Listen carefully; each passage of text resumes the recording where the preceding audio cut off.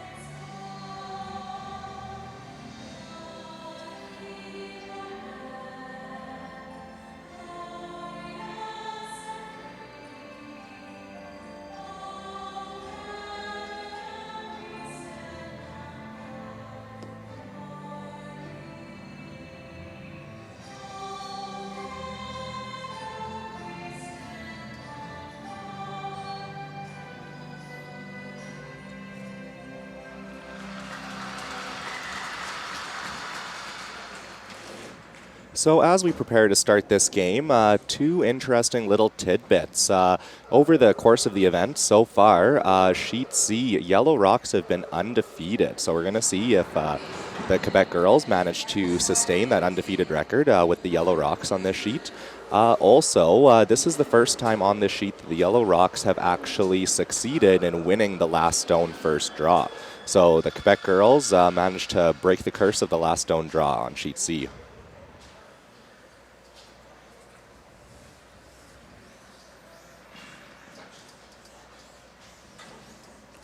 This is Quebec's first attempt at the last stone draw, and they managed to bite the top of the pin. Their second one came up a little bit short, but managed to grab the top edge of the forefoot. So by virtue of those two good shots to start the game off, Quebec will begin with last rock advantage.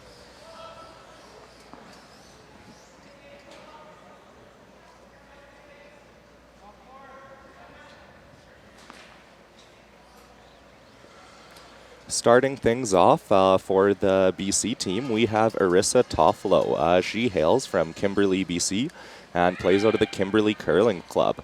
At the young age of 17, she has been curling for 12 years, so that means she started when she was 5 years old. How old were you when you started curling, Paige? I was probably 8, so quite a bit older than 5. What about you, Karsten? I was 6 when I started out curling. I'm not sure how much curling I did when I was 6. I think it was more so fooling around on the ice and trying to get the rock halfway down the sheet, but my parents say I started when I was 6.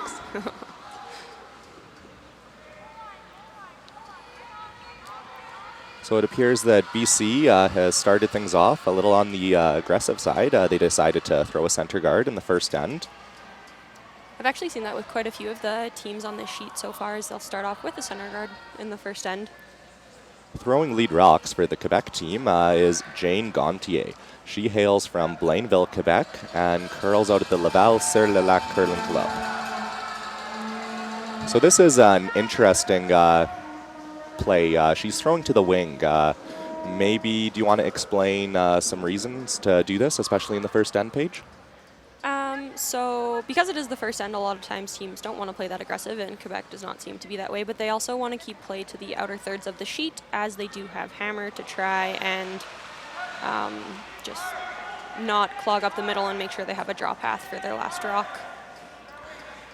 Comes up a little late and ends up as a corner guard, and Arissa is now called to come around that center guard that she threw on her first one. So this is an interesting one. Normally you see a setup like this. You have a center guard, you have a corner guard, and teams typically come around the center guard on the side that is away from the corner guard. So if they poke out part of it, the hit and roll isn't available to it.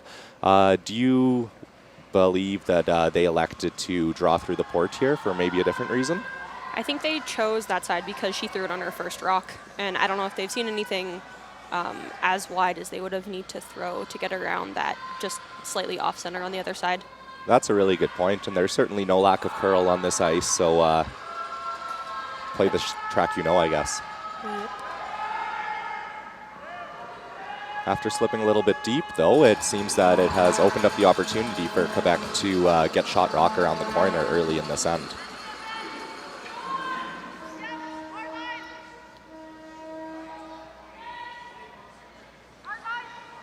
They're working it really hard.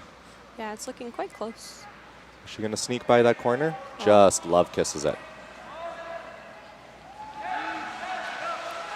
Not a bad spot, though. No, still pretty good. We do have a piece tucked. So throwing second rocks for the BC team, we have Hannah Lindner. She is from Fort St. John, BC, and curls out of the Fort St. John Curling Club. An interesting, fun little fact, Hannah will actually be playing juniors with Sarah Daniels next year. I think you're a little familiar with Sarah, Paige? Yeah, I've only played Sarah twice, actually, but both good games against her, so. Quite a good player. Yeah, she's a really good player. And make no mistake, Hannah has perfectly executed that nose hit around the corner. I feel like especially in first ends, those are really big shots. You're sometimes guessing a little bit on where to put the broom. You're guessing how much it's going to curl, especially considering the amount of curl we're seeing out here. So to have a precise hit around a corner this early in the game is quite impressive. Definitely, especially because a lot of the times you don't really play those paths in practice either, just because you're trying to get ready for that draw to the pin. Throwing second rocks for the Quebec team is Elizabeth Sear. She is from Rosemere and Bois de Filion. She curls out of the Laval-sur-le-Lac Curling Club as well. Fun little fact about Elizabeth, her favorite curlers are the Brads, Brad Gushu and Brad Jacobs. She's also only 14 years old.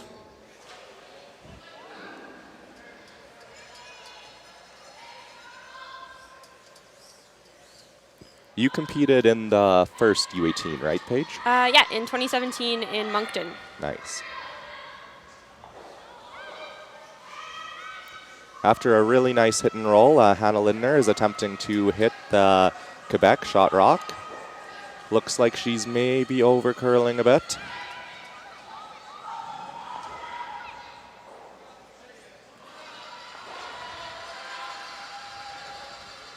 So we often see that, Paige, especially on arena conditions. Those hits down the middle oftentimes end up either coming up light with maybe not the intended speed or over curling. Do you have any insight as to why that might be? So a lot of the times, especially in the first end, you do have a lot of frost in that middle path just because you haven't played it at all. But also just in general, the whole sheet curls more. So you just have to be prepared for it. I guess that's almost a product of the way most people run their pregame practices. Yeah. Hey, you see everybody preparing for that draw to the pin. They're playing the outside path, so that middle is quite fresh early, hey?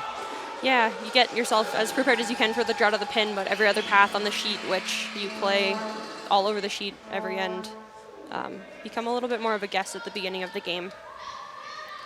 So after hit and roll out, it looks like the BC team is going to get another crack to remove that yellow shot rock. So this is Caitlin McGillivray. She's from Kelowna, and she is 17 years old.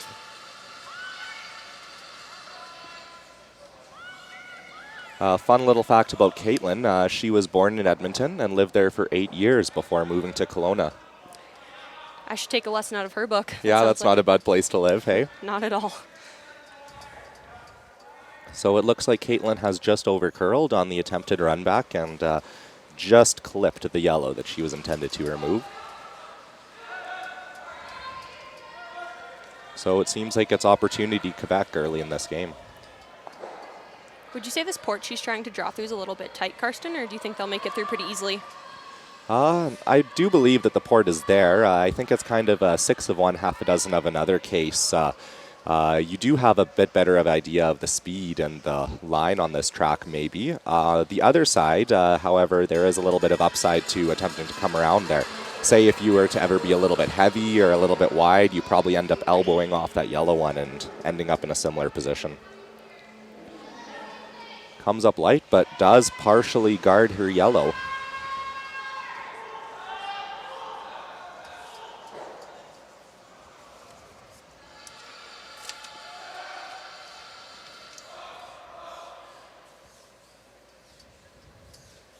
I feel like these shots are always quite tough in the first end when a rock is partially buried behind a rock, just because of the guesswork of it, I guess. You don't really know what the track is going to do. You don't know, especially with the lighter weight hit, how it's going to respond this early in the game. Yeah, those lighter weight hits are definitely the most questionable at the beginning of the game, I'd say. But make no mistake, Caitlin has perfectly executed that. So throwing her last third rock for the Quebec team is Florence Bonvin. She is from, I'm not quite sure of the pronunciation. I'm going to give it a shot. Saguenay-Labaye, Quebec. She curls out of the Laval-sur-le-Lac Curling Club. She is 18 and has only been curling for 4 years. Wow. That's quite remarkable after only curling for 4 years to make it to a competition of this stage, hey? That's really impressive. Yeah, you see a lot of people who are like 14, or the majority, I'd say, are like 16 years old. But most of them have been curling for like 10 years or something like that, and she's a lot less than that, I guess. Young talent. Yeah, it's impressive. So after rolling wide, it looks like the fate of this end has shifted a little bit. What may have looked like earlier, it was going in Quebec's favor. Now BC has an opportunity to get a good placed rock around a center guard. It's going to be interesting. Nobody's played the side of the sheet yet, Paige, hey? No, not at all. But with like how much they threw outside in, and then they threw a couple of draws on the other side of the sheet at the beginning of this game, I feel like she probably has a decent idea. Mm-hmm. So throwing skip rocks for this BC team is Kayla Boucher. She is from Kimberley, and she curls out of the Kimberley Curling Club. Fun little fact about Kayla. Who does she admire in curling or any other sport? Do you know him by any chance? I do. He's actually from Edmonton, or curls out of Edmonton, I guess. It's Brendan Botcher. I've curled against Brendan once or twice. No way. You probably know him better than me. So Kayla unfortunately comes up a little bit light and has opened up an opportunity for the Quebec skip, Cynthia St. George, to wrap one around that staggered center guard. Cynthia herself is quite an accomplished player. She plays on a junior team with her older sister, Lori. They've had quite a successful run in juniors over the past years. Hey, Paige? Yeah, they definitely have. In Shawinigan last year, they actually lost the national final to Caitlin Jones. And then this year, I believe they lost out in a tiebreaker game. So that's quite remarkable for a player of this age to already have so much success in the U21 level. Yeah, she's a really good player as well. I believe on her junior team she throws third rocks. Yes.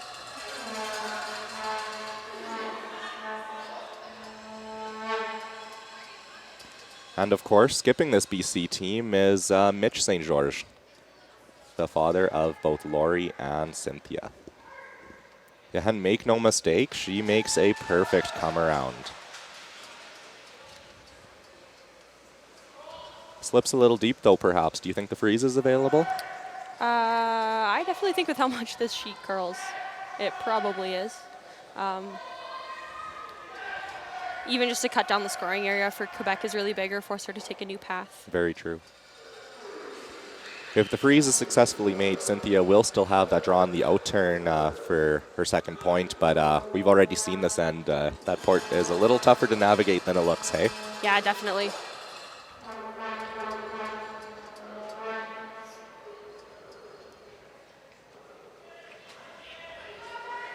Kayla did throw the same path on her first rock, so...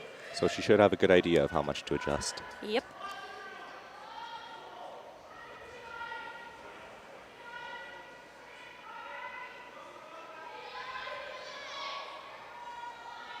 The call from the third early is that line's good. If her weight's good, it should definitely finish for her.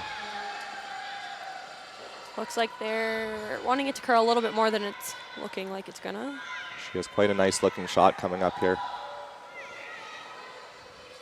And make no mistake, she freezes perfectly to the face of that rock. What a shot, hey? That was a really good shot.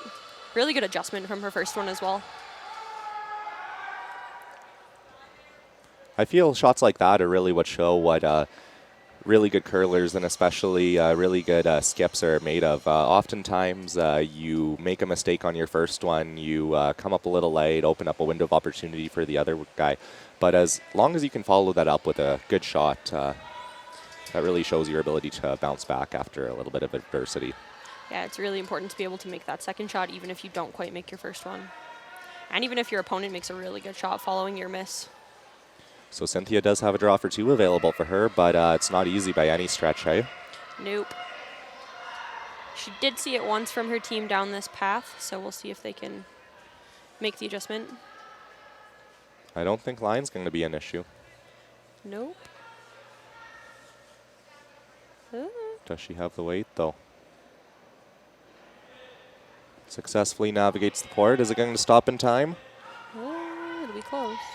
And it has just slipped too far. So after a very slight mistake, Quebec has been forced to a single point early in this game. Yeah.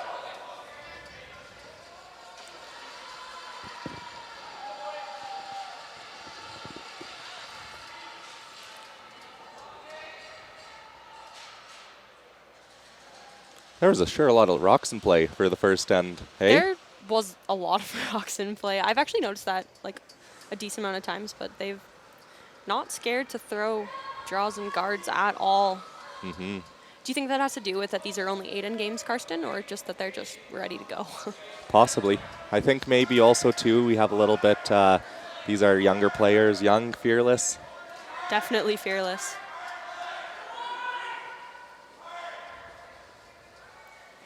So Jane Gontier has been called to come into the rings with her first rock. Nope, center guard. I was wrong.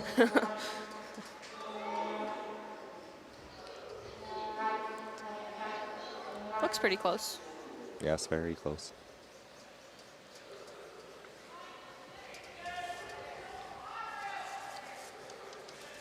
And make no mistake, that center guard goes up and game on once again.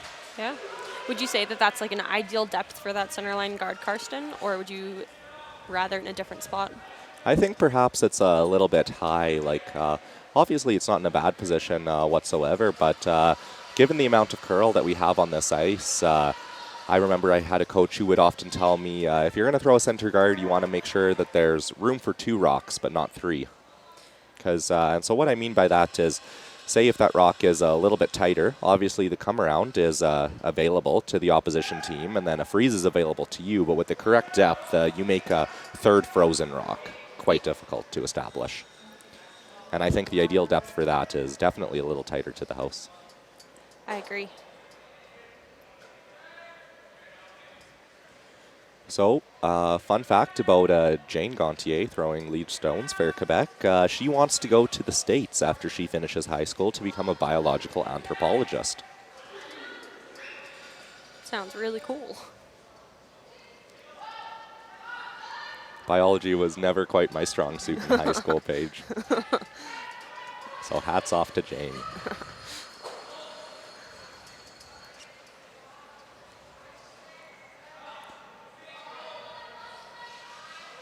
So that's an interesting one. Jane, unfortunately, has come up a little bit light. But do you think it was maybe a product of seeing the other team attempted to throw that path, sailed one through, and maybe everybody anticipated that it was a little keener than it actually was? Yeah, you actually see that happen a lot when you just see how the other team throws, but a lot of the times your rocks won't react the same as theirs. And you just kind of really have to remember how you threw your first one and make the adjustment from that. There's also the importance, I guess, of that's where timing rocks come into play a little bit, right? Definitely. If you got a time that makes sense to how you're throwing, then it helps a lot. And our BC lead, Arissa Toffolo, make no mistake with her second one, makes a great adjustment and manages to bury one high in the house around that off-center guard. Fun fact about Arissa is the people that she admires in curling are Dave and Robin Toffolo and Lori and Tom Bushy. So, because they won 4 mixed provincials together.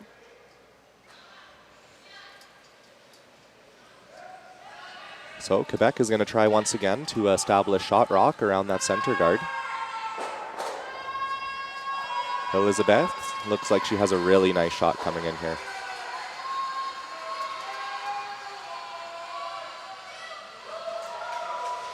Yeah, that was a great shot. Beautiful. Even with how tight that their guard that they have there is, they were very easily to get around it.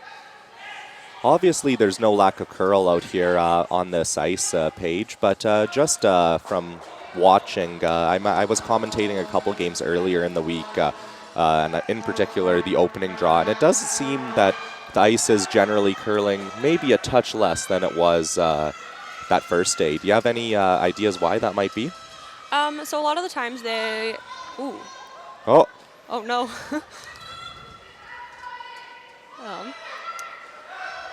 So a lot of the times the rocks are sharpened before the event to make them curl a little bit more.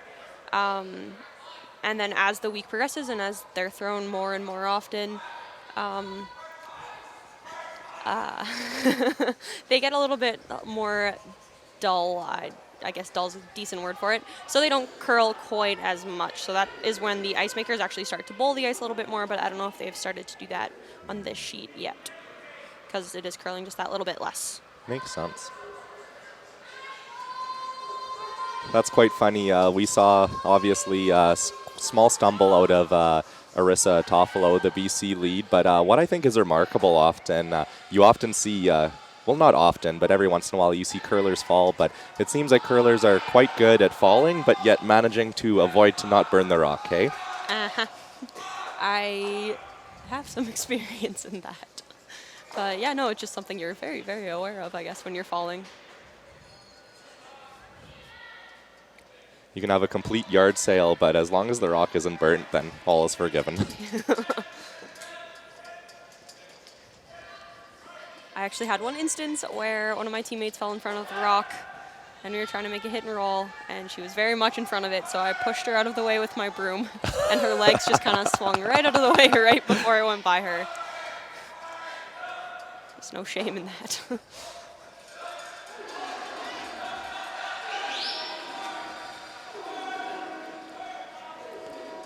So Hannah Lindner has been asked to clear the front here. And she's thrown it hard with a lot of rotation. It should track. Yeah. Good shot.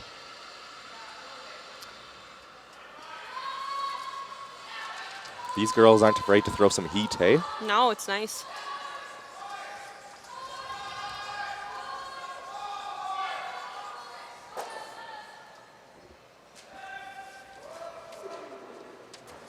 Cynthia's looking at the hit and roll, I think. I believe so. That's it's an interesting one because Or the obviously the hit and roll is available to you, but there is a bit of risk written on that hit and roll, hey? guard. Yeah, definitely. If you were to ever hang wide, the last thing you want to do is make your opposition shot for them, right? Yep. I think they've stayed away from that hit and roll for maybe that reason. The only thing that I'd be careful about throwing the guard is it is a bit of an awkward guard to establish. Yeah.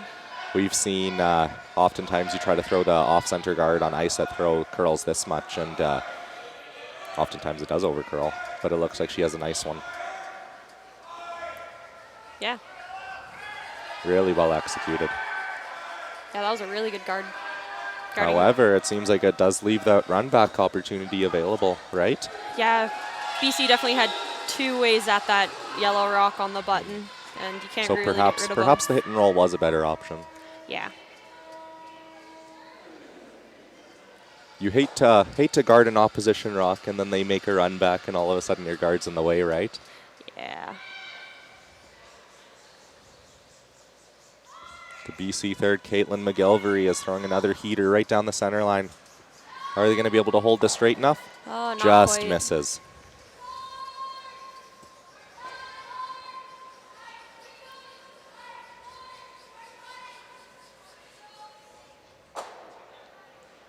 And that has opened up a little window of opportunity for the Quebec team to perhaps sit a couple around a center guard early in this end. Yeah, try and put some pressure on BC.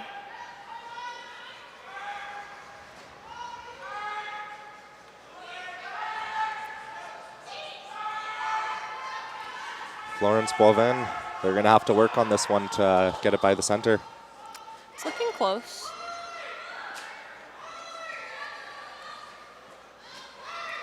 Yeah, just watching the curl of these rocks, they're definitely starting to smooth in. Yeah, it's not quite as aggressive at 2 the days end. ago, that would have been all over the center guard. Definitely.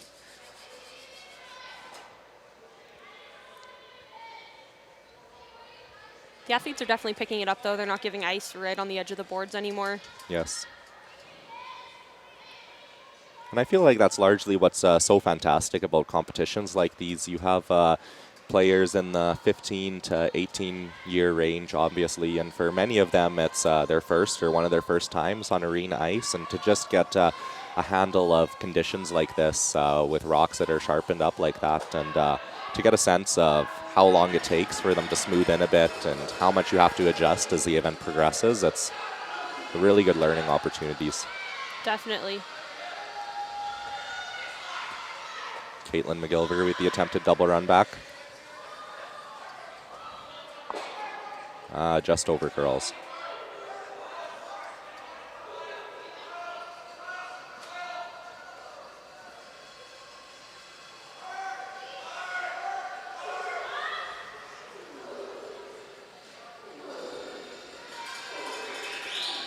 Cynthia St. George is attempting to guard that angle that has just been exposed.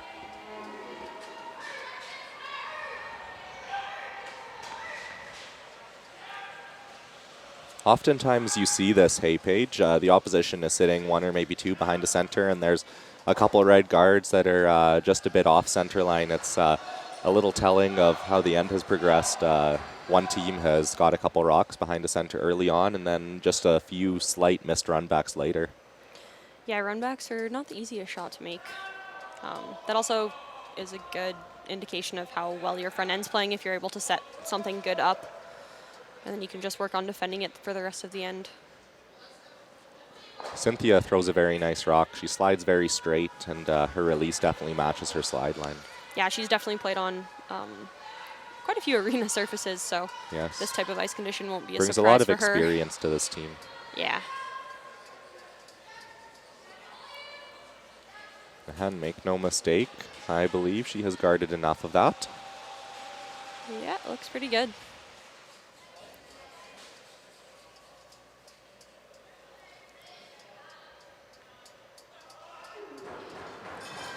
The BC back end is weighing their options as to which run back is their best bet. Do you think you can get both yellows out of this page? It's pretty close, I Yeah. think. If you just skinny that top red on the Yeah. way by, I think you can get both of them. I think so too. Get as close to nose of that top yellow one as you can.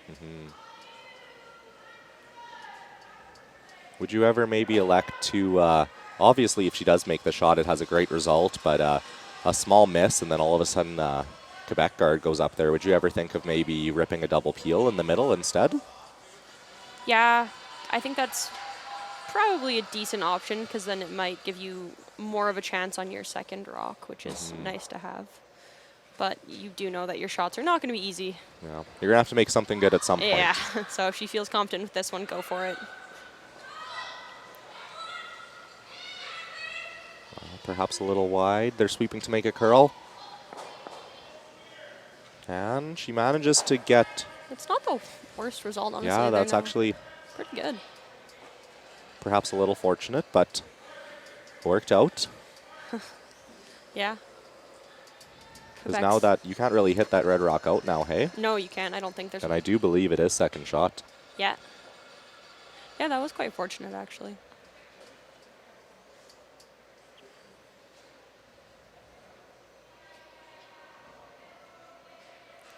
Quebec will just protect their one-shot rock with a guard here. Yes. On this shot, I feel like it's quite important to make sure that you guard the outside edge of that red rock, hey? Yes.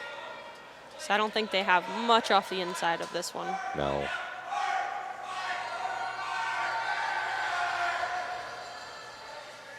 I often feel like, especially when you're throwing guards later in the end on third rocks or skip rocks, it's really important to identify, for lack of a better phrase, what half of the rock you want to guard for sure. Yeah. Whether the slight over curl or the slight under curl plays a little better. Yeah, and making sure your whole team knows that as well. Because your sweepers can manage differently and your third is calling it or your skip is calling it appropriately. Because it looks like this one is going to over curl slightly and perhaps leave a small chip open.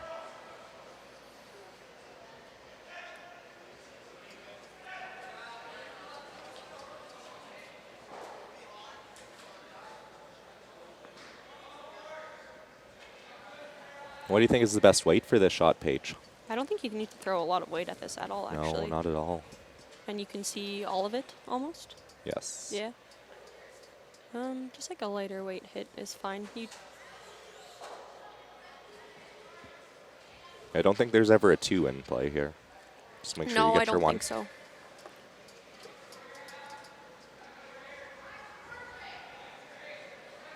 So based on the ice, it looks like they have elected to play lighter weight, perhaps hack or a board weight, is my guess based on that ice. Yeah, I think so.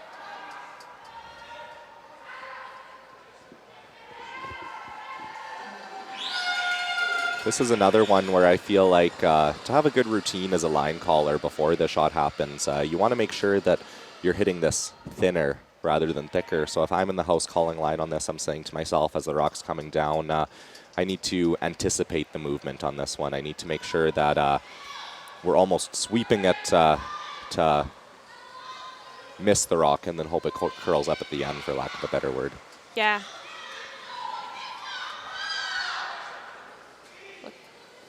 She has a pretty good looking shot here. And make no mistake, Kayla Boucher has managed to save the day for her team, hey?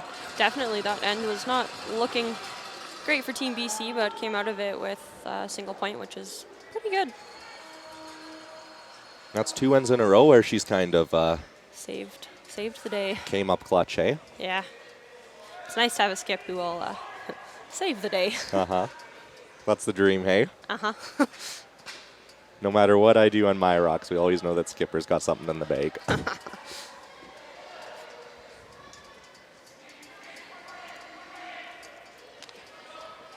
I feel like it's a huge confidence booster for the rest of the team, obviously, too. On one hand, it's evident that you don't want your skip throwing shots like that early in the game. You don't want them showing shots that have high consequence of the miss like that. But at the same token, however, if your skip is making them, then that really puts the wind in your team sails. Definitely. If you know, like, everyone before your skip isn't throwing as well as they could be, and your skip's still able to hold you in the game, If everyone else starts making their shots, you'll have a good chance of holding in there and having a chance at winning. So it's going to be interesting to see what BC's call is here. The first two ends have perhaps gone a little awry, but they're still going to go for it. Make no mistake, she's going to throw up that center guard and attempt to turn things around in this game. Yeah. They're hoping for the force this end, it looks like.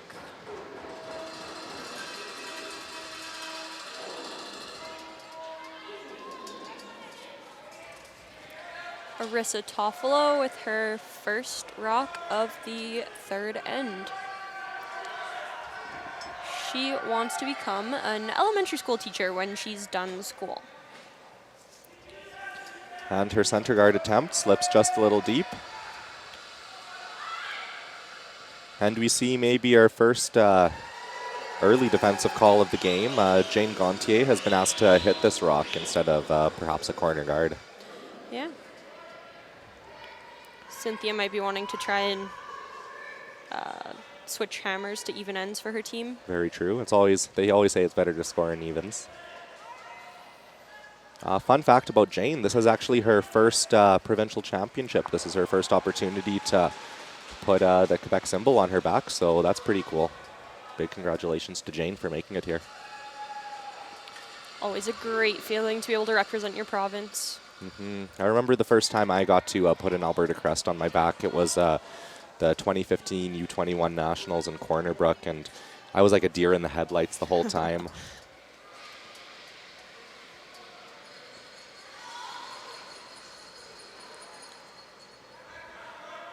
Yeah, my first opportunity was actually in Moncton at the inaugural one of these. It's a pride that's quite hard to describe, and you don't really get a good sense of what it's like until you get that experience yourself. But just knowing that you're representing something more than yourself and your team and your club, knowing that you have the backing of your province behind you, that's a pretty special feeling, hey? Definitely is. One of the better ones.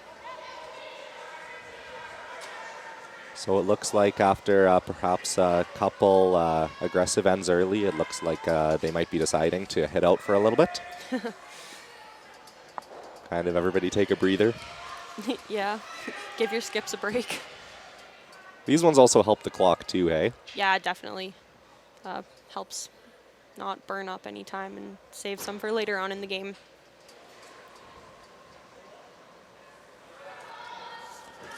Hannah Lidner is attempting to exchange that yellow stone with her red. And her curling idol, Joanne Courtney. A lot of curlers love Joanne Courtney. I feel like a lot of female curlers at the second position, especially like Joanne Courtney. I would agree.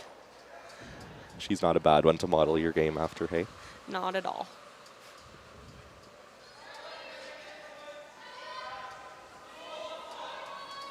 After a slight miscue and a roll out, Elizabeth Sear has been asked to split the house here. Draw to the other side, perhaps. I'm thinking they're calling the corner. Guard, actually. That's right. I missed the call. Oh, that's okay. Hoping to maybe generate a couple points now. It's going to be interesting to see how BC responds to this if they decide to elect the peel the corner or maybe do something different. Yeah, I'm not sure. I feel like in ends like this, ooh, the come around. I feel like in ends like this, when you get a free chance to throw the corner that does have the option of getting peeled away, you get a good sense of what your opposition skip's tendencies are. Yeah. It's nice to know if they're going to just completely rip it or if they're going to try and force you. And it kind of gives away the level of aggression that you can expect.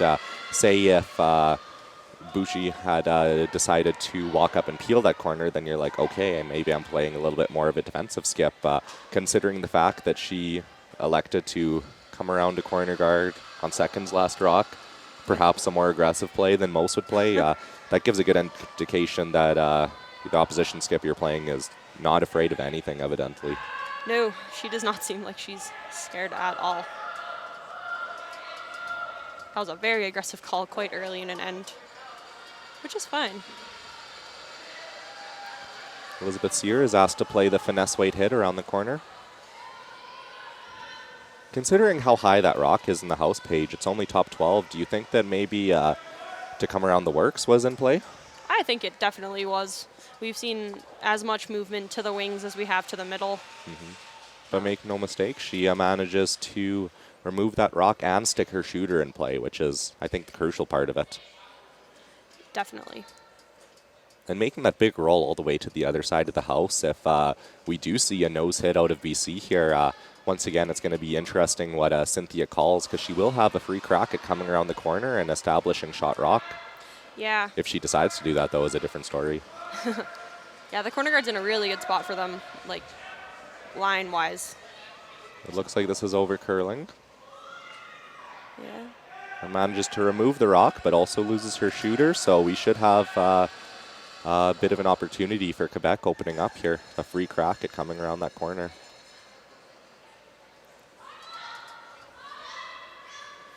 But it just goes to show how this kind of stemmed from one decision, right? So by BC electing to come around the corner, they made a wonderful shot, no two ways about it. But all it was going to take was one half shot at some point later on in the end. And Quebec was probably going to get a free crack to use that corner, right? Yeah, and if they make this shot good, BC's going to have difficult time getting rid of it or even... Difficult time responding, that's for sure.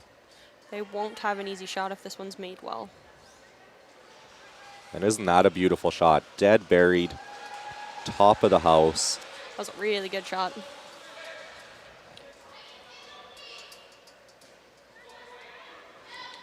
Ah, she is left-handed. Yes. Took me a long time to realize that. I've never actually played with a lefty, but there's definitely some shots where I wish I have. I sit down in the hack and I'm like, oh, I can't see any of that rock. And then I was like, but if I was on the other hack, Yeah, I've had probably see a quarter. I've had a lefty on my team every year except one. So it's definitely interesting to see what kind of stuff she can make versus what the rest of us can make.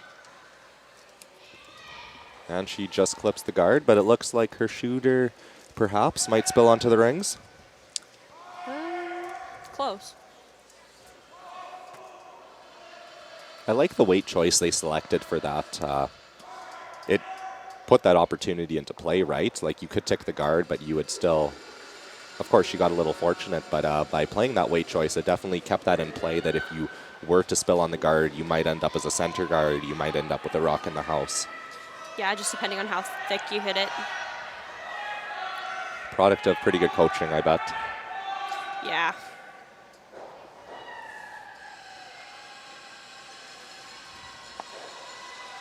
And make no mistake, Florence Boivin has managed to successfully hit and stick and sit two.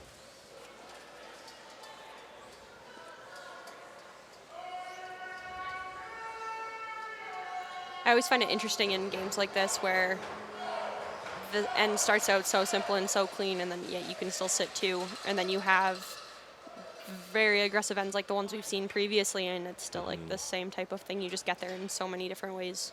Well, once again, not to sound like an old beaten record, but it really stems down to just one decision, and you oftentimes see that in ends. There's one decision where if you make one call, you kind of set yourself on a single path for an end, and if you maybe do a more defensive call, then the whole complexion of the end completely changes, right? Yeah, definitely. A fork in the road, I guess. Yeah, it all probably stems from what they're trying to accomplish this end as well.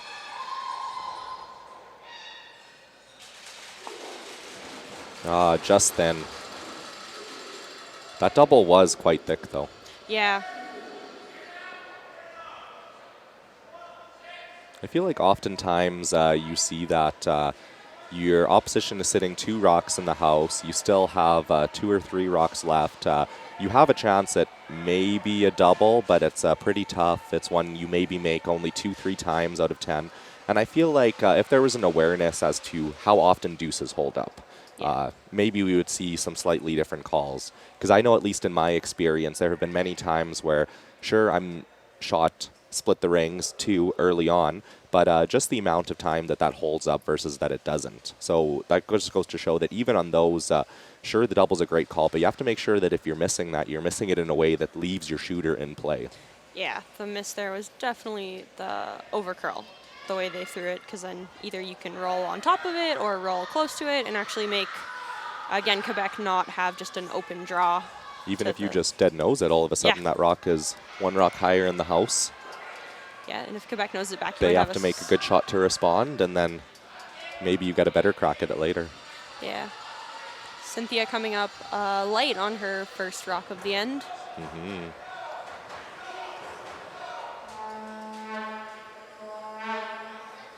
I feel like shots like that are also the ones that win or lose you games in the bigger scheme of things. Those shots after a miss, those capitalization opportunities. So I remember a coach used to tell me once that if you're a stats buff, and some people are really into stats, that is almost like those shots should be worth double points. Yeah, The ones that come after a miss.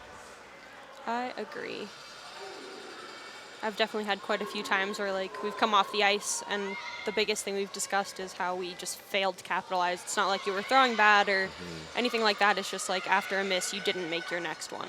And it really comes out in those games where teams are evenly matched, right? And once again, if you look at it from a percentage perspective, both teams are quite close in the percentages, maybe within 3 to 5% of each other. But in those situations, it really comes down to which team capitalized better.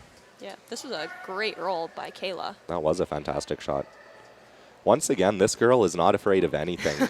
Most people would have elected just to hit and stick right there for fear of if you try the roll, you roll too far, you roll out, you give your opposition a free crack around the corner. But if you're going to put your cards on the table, then I guess you better make the shot. Hey, and she sure did. Yeah, that was a really great shot. Really making Quebec think on this one. I do believe that is still deep. You can, yeah. She's just going to draw for her one, though.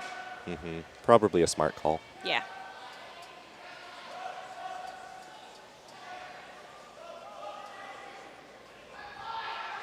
Cynthia has made a number of draws already this game, so I expect her to be close. Yeah, this is the same path, or really close to the same path she tried to get her two in the first end with. So she should have a good idea on the speed of it. Yes.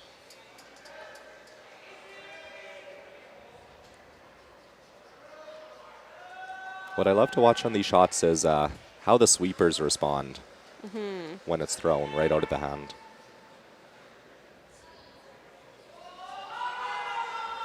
And it looks like they're on it early. Clean it. And then back off a little bit, maybe clean it. That's always a good sign. Looks like they gotta go. Yeah, they got to go. They got to work this hard. They are sweeping for curl right now, which is an interesting tactic. It was interesting. I think they just got into a bit of a different path because, once again, to go back to that piece, the sweeper's initial reaction on that shot was almost like it was heavy. There wasn't a big alarm right out of her hand. No. So I think that was just a situation where Cynthia maybe ended up on a bit of a tighter track than had been previously played earlier in that end, found some new ice, got eaten up a little bit. Yeah, I feel like stuff like that, like new tracks and stuff on skips rocks, if it's communicated from the line caller, it helps the sweepers manage that rock. And further to that point, it's actually interesting. So something I do with my team sometimes, because in a situation like that, you're just drawing the full 8 foot, Yeah. right? Like line in the bigger scheme of things really isn't a major issue. No, So not at all. on shots like that, I often shout down to my boys and I'm like, okay, guys, like what track do we know? Like what track are we confident in the speed in, right? Yeah. Because you can put the broom anywhere within a 2 foot radius. You're fine. Basically, right? So I Yeah. feel like in a situation like that, if you can communicate to your sweepers and be like, okay, what track are you most confident in? And then base where you put the broom down off of that. Yeah, no, that's really good. And then also if you give very initial feedback right out of your hand, as a thrower, you know where you're throwing the rock. Yes. Feel like that's the same track as the other one, same whatever, and it also provides your sweepers with a little bit more information. And we have seen our first lead rock thrown into the house by design on this one. No center guard this end, but I do believe that Cynthia wants to score a couple points here, so she's going to attempt to respond with a corner guard. Yep.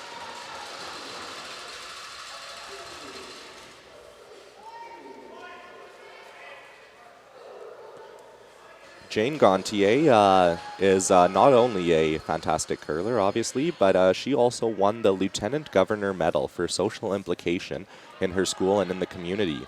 And you often see that at championships like this. Hey, Paige, these athletes are not only incredible athletes and work very hard at the sport, but they also work hard at a number of different aspects of life. You often see some people here with some really great academic achievements, some people that are really involved in the community, and I think that's a testament to the kind of people that curling attracts in general, just really well-rounded individuals and future leaders. I agree. They put a lot of dedication into the sport as well as almost every other area that they can, and are quite good at achieving in all of the above. Marissa Toffolo is asked to respond to that really well-established first rock with a center guard.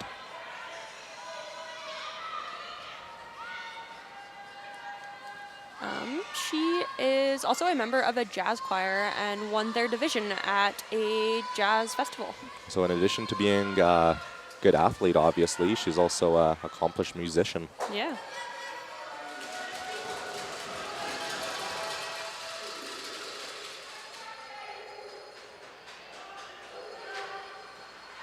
This is quite an aggressive call, hey?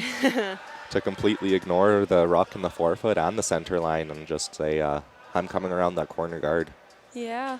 I do believe that the tap or maybe the hit and roll is available to her, because I do believe that red rock is only about half buried, but... Yeah, they did show BC showed the wrong side, but...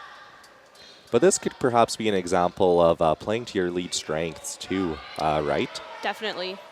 If you know she has good draw weight and can make it around that corner guard very and easily. is maybe perhaps a bit more confident with draws. Then You always have to play to what your player's strengths are.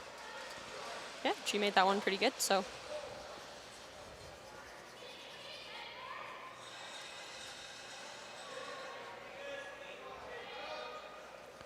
So this is an interesting one with the amount of curl in the ice. You heard the comment from Kayla Bushi that they weren't sure if they could get there. If you're not sure that you can get there through the port and get it into a good position, is there another option maybe available to you, Paige?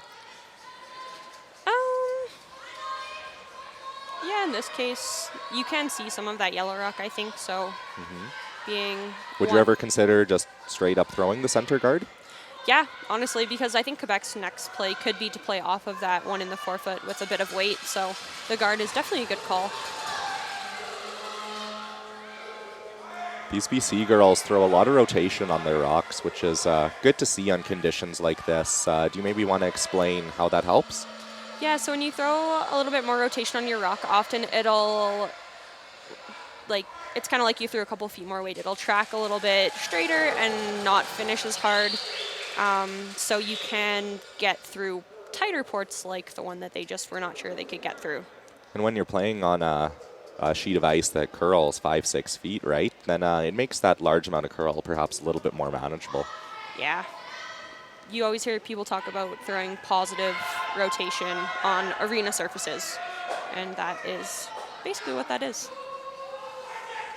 So Elizabeth Sear is asked to respond to those BC rocks in the forefoot and make a finesse hit around the guard. It does look like they're sweeping this quite hard to get it by and just clip the center.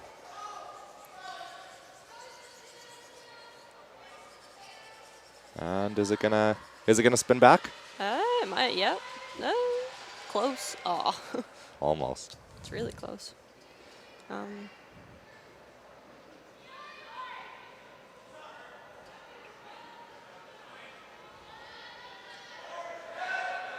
BC's gonna protect their couple shot rocks. Once again, these girls are not afraid, hey? No.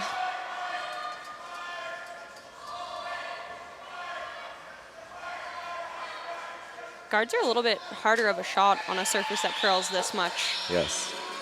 I feel like considering that the rocks are starting to smooth in and you're not seeing that super aggressive late finish like you were earlier in the week, that they are getting easier to establish. Yeah. But still definitely no gimme. No. The thing I really like about that shot and the way it was called, obviously beautifully executed, but Yeah. What I really liked about that was their broom positioning. They positioned it in such a way where it was almost the maximum amount of ice, right? And I think that really shows awareness about which half of the rock you want to make sure that you're guarding and the ice conditions that you're playing on. By playing a guard like that with the maximum amount of ice, you're kind of taking the typical overcurl out of the equation. Yeah, no, it was a very smart way to call the guard. Once again, probably a product of some pretty good coaching. Yeah. So Elizabeth is attempting to do her second crack at the finesse hit down the center. They are sweeping this one really hard for line again. Perhaps a little lighter on this one. Yeah. It's all the way to the nose of that guard, actually. Yeah, just light, hey? Yeah. And I feel like shots like that are really what take your game to a whole nother level. The ability to throw that finesse weight, the hack weight, the back line weight, perhaps a little bit more than that, with great accuracy is really what makes great curlers great. Yeah, definitely gives you more options of shots. Because I feel like oftentimes in our sport, we get really good at the stronger hit weights. We get really good at the peels. We get really good at the draw to the tee line or the top half of the house because that's where the majority of shots happen. But in order to add a new layer to your game, getting really good at throwing that back line to hack weight is a huge weapon. I agree. We do have a timeout being called by BC now. BC's coach, Tom Bushy, will come out. This is his first time coaching this team. And he played in the 2018 Mixed Canadians as Team British Columbia. Each team gets 2 90-second timeouts a game where both coaches can come out and talk to their team. Be interesting to see what Tom is saying to his players right now. Yeah. I do believe that red is sitting 2. Yeah. I would agree. Before they called the timeout, she was motioning for the guard, I think. I think that's a good call. I would almost be tempted to throw a guard on the yellow, actually. Yeah. A high guard on the yellow. Because you know she's probably going to run it back and try to get herself out of trouble here. Yeah, definitely. I do believe you can smoke the outside of that red, but I don't think... maybe that middle one does go. It's close. Yeah. 'Cause there's a bit of separation. I think if you smoke the outside of that red, I'm not actually sure that that red touches the other one. It's quite thin. Yeah. They do not have an easy shot to get rid of all those red rocks, No. though. I like the idea of guarding. I do, too. Your other option is you could draw and kind of freeze to the pocket of those red ones. Yeah. You come around the yellow, maybe tap that red a touch, sit your shooter in the pocket, and then for sure no more ever go than 2. Yeah, that's a pretty good call as well. Seems like they've decided to come around with the out turn. They did already see this shot this end with a guard in a very similar place, so...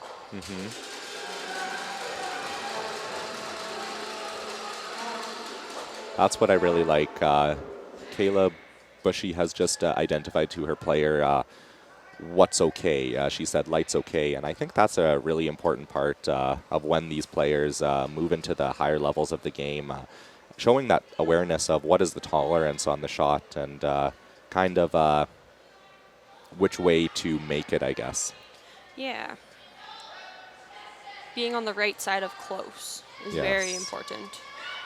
I oftentimes think of it, I'm a terrible golfer, but I kind of think it in lines with a golf analogy, like you're putting, right? Yeah. And there's some shots where you just want your ball to roll into the front edge of the cup. There's other shots where you're putting uphill and it's okay if you hit it a foot past the hole. So on a shot like that, you would want to putt it into the front edge of the cup. Yeah, so unfortunately she was on the opposite side of that tolerance that Kayla pointed out. And leaves an opportunity for a pretty natural double to sit shot, hey? Yeah, in a pretty good spot too with the shooter.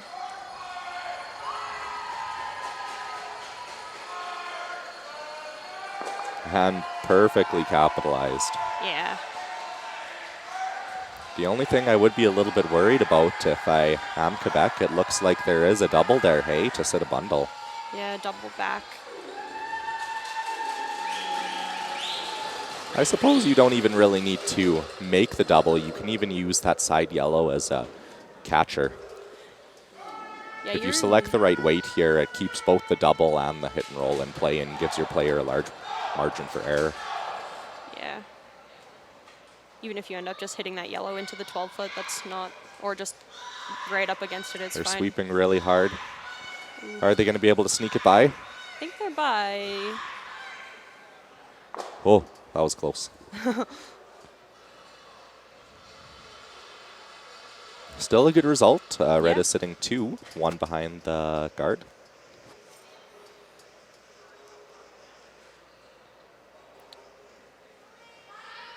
If Quebec makes this roll where she wants to, BC will still be sitting shot, I believe.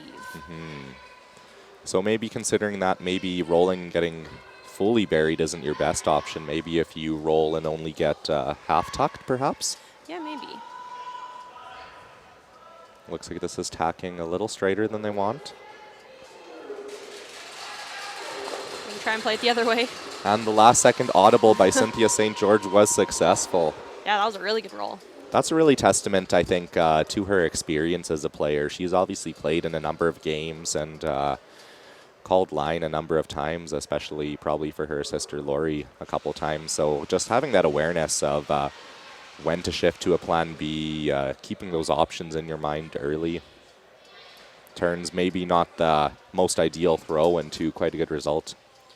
Yeah, just making the most out of what you're given as soon as that rock's let go is impressive and important. And a skill that's hard to be coached. I feel like you largely learn that through experience. Yeah, I feel like playing with other players who are also quite good at it Yes. helps a lot with that. Yes.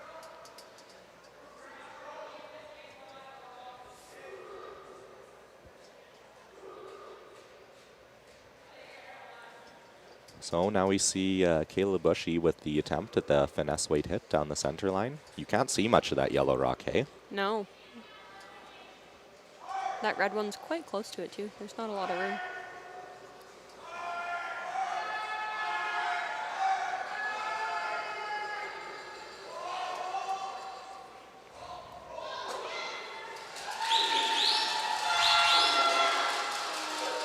Looks like they have a pretty good shot. They're on and off of it.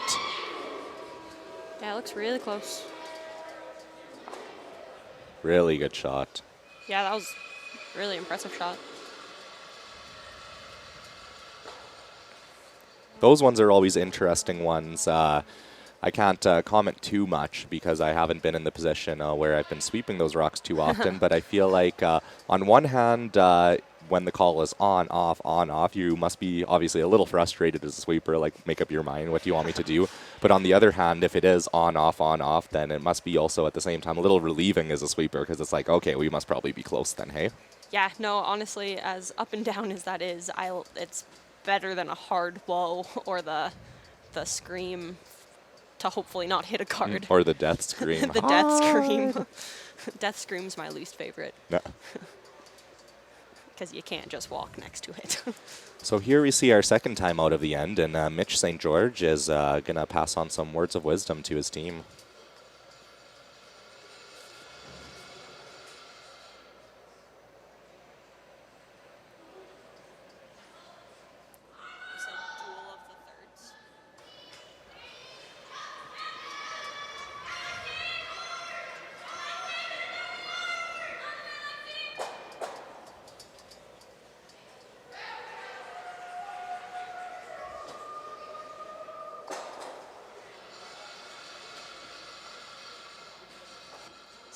So we have kind of like a duel of the thirds here. Just say that and then we'll kick it. So as we get to the last couple seconds of this timeout, it's quite notable that we have almost a duel of the thirds this game.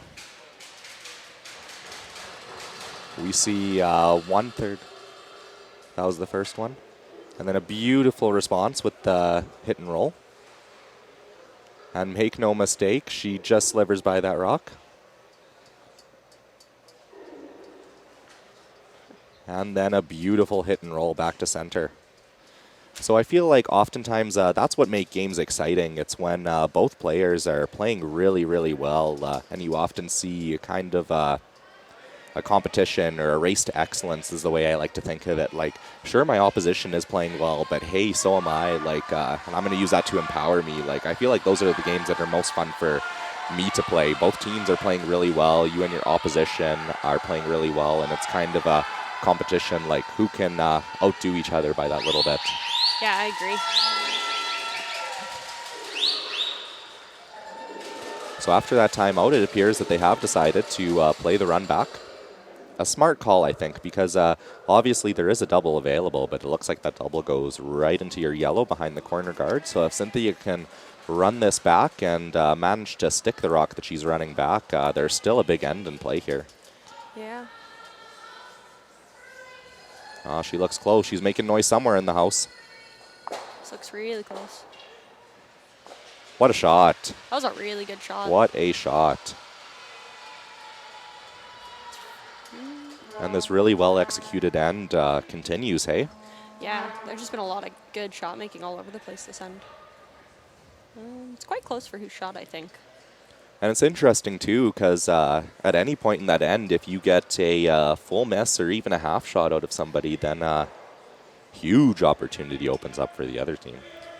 Yeah, either way as well. Like, both teams have had hard shots, but also been making all of the hard shots they've needed to. Kayla has an attempt to take this end away with a well-placed freeze. But once again, miscue on this one, and Danger Bay. She has had pretty good draw weight this game so far, so we'll see how that goes. See, this is one thing that I'm not sure I'm sold on. Like, obviously, it appears that there's some doubts in Kayla's mind right now. And I think that if she does have some doubts in her mind, she needs to come down like she is right now and sort things out. Yeah, she definitely checked the time clocks before she made the trip up the sheet, but I also think it's very important to, like, for a skip, your pregame routine starts when you start walking away from the house. So Absolutely. if they're changing anything, you kind of want to be able to restart that. Well, the way I like to think of it, because I've had a bit of experience throwing those last rocks, and I feel like the most important part is that transition. You have to be the skip. You have to call your shot, and you have to sell yourself on that shot, and then. But the transition to the fourth rock thrower, like, okay, I've settled my mind up, and then now I'm going to transition to that fourth rock throw where I'm fully committed to the shot I'm going to play. I feel like that oftentimes makes it a lot more likely that I'm going to make my shot and enter the hack with confidence than if I still have doubts about the skipping roll I played. Yeah, you kind of have to just, like, abandon that roll and move on. I wouldn't say so much abandon. Like, there has to be a definite link between the two, but it's basically like, okay, I'm the skip, and now I'm the fourth rock thrower. Yeah. It's a cool way to look at it. I've never had to look at it that way.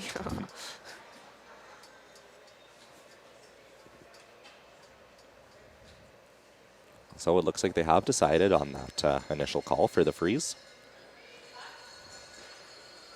Team BC has used up quite a bit of time this end on their time clocks.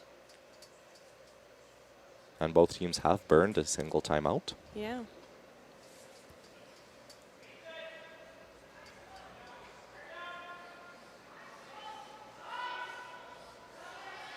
The release was good. The sweepers aren't close to it initially. Yeah, the third said she was a little bit wide at the beginning, but It looks like her weight is close, perhaps a touch heavy.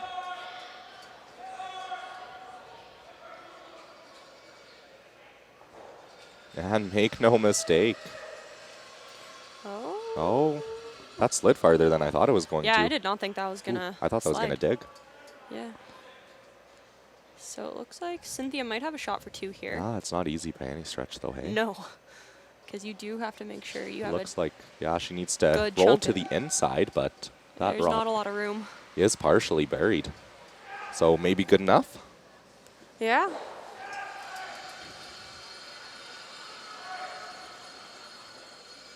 An option that I'm not sure they have considered yet is you could play that run back once again. You could, considering she just played it. Especially considering you are shot over there on the side, right? Yeah. You know. How it's going to run. As long as you move that red rock too, you know you're getting your 1. You have a decent, that's what I'm saying, you have a decent margin, right? Yeah. Like, all you have to do is make contact with that red, and you're assured of 1. You might get your 3. Yeah. Yeah, I really like that call. Not an easy shot, but still. I think the upside outweighs the risk. I think she's just going to go for her 1 here. I'm not sure they even looked at the run. No. Or even trying to play to get that, like if they're not confident in the run at all, even just trying to play on that red rock to maybe squeeze out your 2. The thing I'm not, like, obviously there's nothing wrong with the draw. I'm just not sold that if you are going to play the draw, that this is the way you should be playing it. No.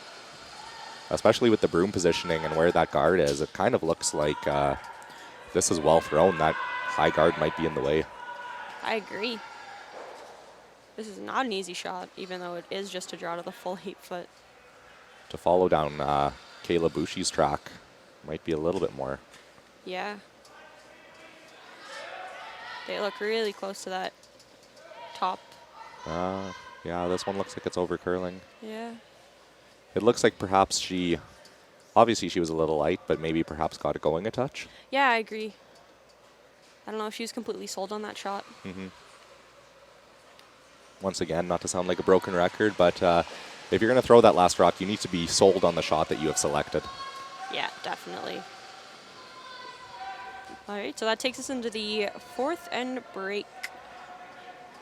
So I can give you some score updates. So on the boys' side of the draw, we have Nova Scotia host versus Northern Ontario. Northern Ontario is up 6-3.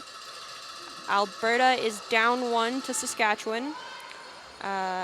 Alberta host is up 4-2 on New Brunswick.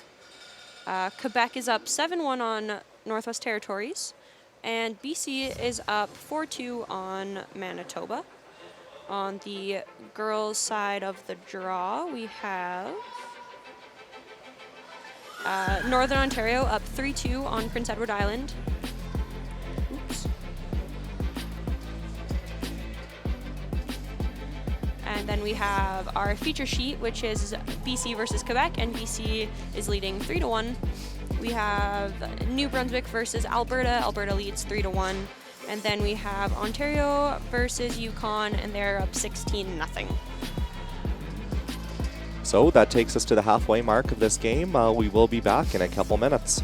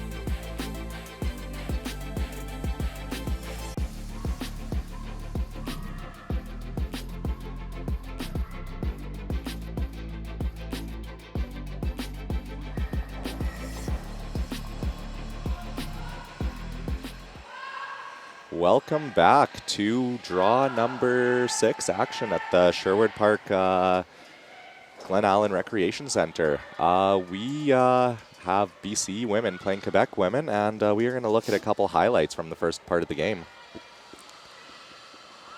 This was Laurie St. George in the first end. Attempt tough draw for 2, slips just a touch too deep.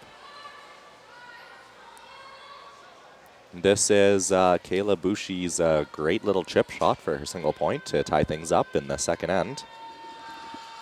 And a fantastic hit and roll by Kayla Bouchy to assure herself of the force in the third end. And then a slight miscue on Laurie St. George's last one on her attempt to draw for 1. Resulted in a steal for BC. And finally, another slight miscue on Laurie St. George's last rock, another light one that overcurled, and it resulted in another steal of 1. It's interesting that Laurie has missed quite light and aggressively on the overcurl with her last rock 2 ends in a row. If I'm a front-end player on her team, I'm not sure if I keep that rock in her hand. No, especially if you liked how she threw it and ran differently or oddly, or like even for a mental purpose. If she's not throwing that last one well on draws, like just get it out of her hand. Just a reset. Yeah. Hopefully her coach had some good words for her in the fourth end break, and we'll see how she comes back after that. Couple snacks too, probably. I hope so. I know you're a fan of the fourth end break snack, hey Paige? Our team loved the picnic. Full picnic every fourth or fifth end break. Yeah. So to start off this end, it looks like Arissa Toffolo from BC threw up that center guard. We've seen that once or twice this game. Quebec responded with a corner guard, and on the attempted come-around attempt, they slipped just a touch deep. Yeah. Quebec's corner guard is quite tight to the rings. But I still think they can get around that. Almost. Without any trouble, I think. Yeah.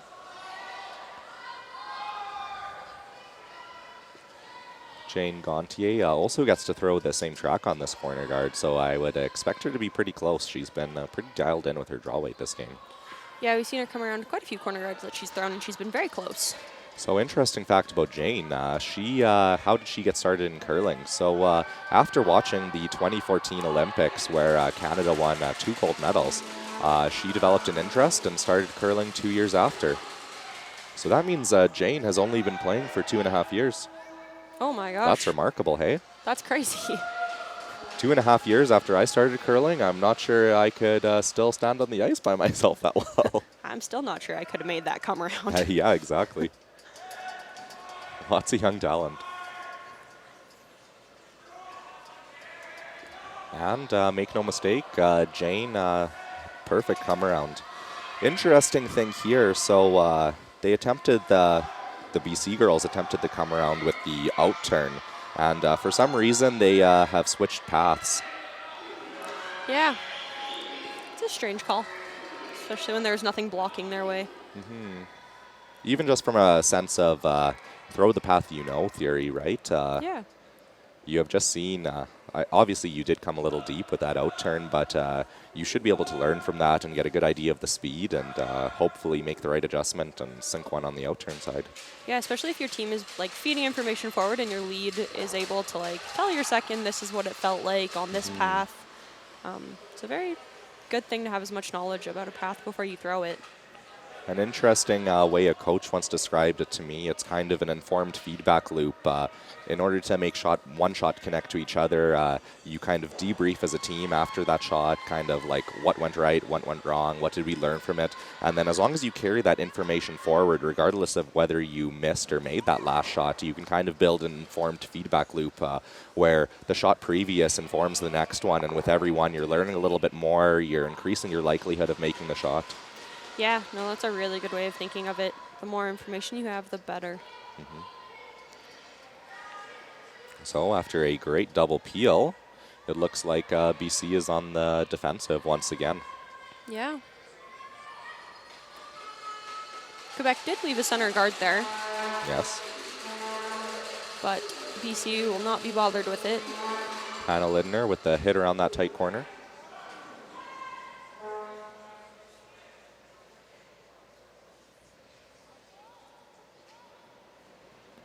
It's interesting, I found that they decided to play a full control weight hit on that shot. I agree with the call, but I think if they had selected a different weight, say maybe a hack or a board, if they did happen to overcurl like that, there was still a good chance of their shooter sticking around somewhere. Yeah, especially even with that Quebec guard still being there, you might even have rolled undercover somewhere. Or And now Elizabeth Sear is attempting to come around the center guard and sit two. Yeah. What do you think is the best depth for this page? Probably that top 8-ish. Because that is a tight guard, which is nice, but top 8 puts you in a really good position to use that rock later on in the end. It appears that Elizabeth has slipped a little deep, but does manage to stop in time to sit two.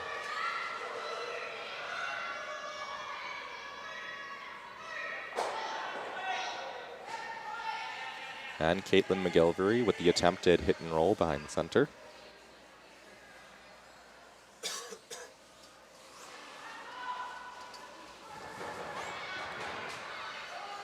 Caitlin throws a really nice rock. She does. I've noticed that a lot of teams enjoy throwing inside out on their hits more than outside in on things that are like in the 12-foot. I think that in this case, at least, I would say that was largely a product of just threw it. They had just seen the inside out track.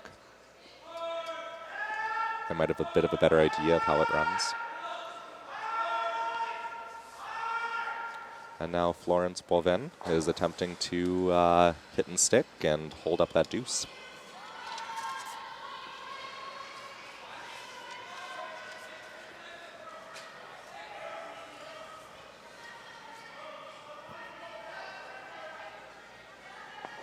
So interesting thing about Florence, after she successfully removed that rock, she admires Tessa Virtue and Scott Moore as some sports idols she looks up to, along with Kevin Cooey and Ben Hebert, who are currently competing at the World Men's Curling Championship not too far away in Lethbridge, Alberta. Yeah.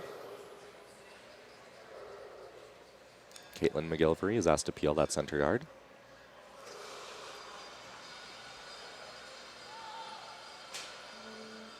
Perhaps a little too back on release. Yeah, it looks like this one's tracking. And manages to clip the yellow in the back. An interesting thing, though, once again, getting back to our earlier conversation about the rock smoothing in, it not only changes the ice you have to take on draws, but it also changes the way you throw those hits maybe as well, right? Earlier in the week, I'm sure a peel waiter like that with a release that was definitely a little bit positive, a little bit back, a little bit extra rotation, it still bites and curls, right? Whereas with the rock smoothing in, you don't quite see that. The hits track a little bit more, most definitely. Yeah, that's something else you have to be very conscious of when you're throwing your rock, but also icing for your players' hits.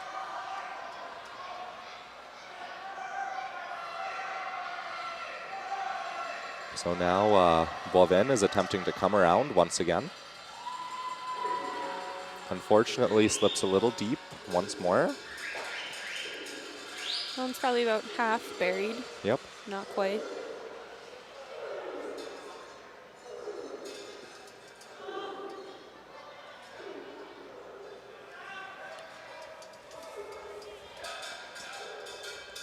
Kayla Bushy is attempting to do a finesse weight hit around this center guard. Do you believe that you can perhaps get to the nose of this, or maybe even the inside roll? Or is that a little asking for too much? I think with a lighter hit weight, you can definitely get to nose, if not the roll under. Like, not a lot of that rock is tucked.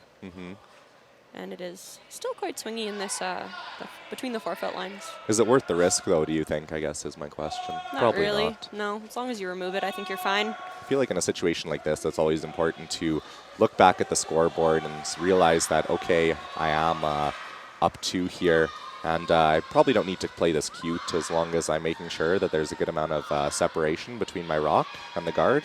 The nose hit or the inside flop is a bonus. Yeah, definitely. Like, she made the nose hit very easily there. Exactly. Without much risk, which is what you want to try and do, I guess. So I guess now the question is turned to Cynthia. Obviously, she saw that rock come down, and she saw the late finish, and I believe the inside roll is definitely available to her, but her call was to get the outside flop. Do you think that maybe Cynthia has a little bit to gain from potentially getting that inside flop? Yeah, I think she definitely does. Being 2 down, it's kind of worth the risk, but still just making sure you make contact and remove that rock is also very important. I would probably say she would try it a little bit more because she is still trying to get her 2. Set up a skips deuce, perhaps? Yep.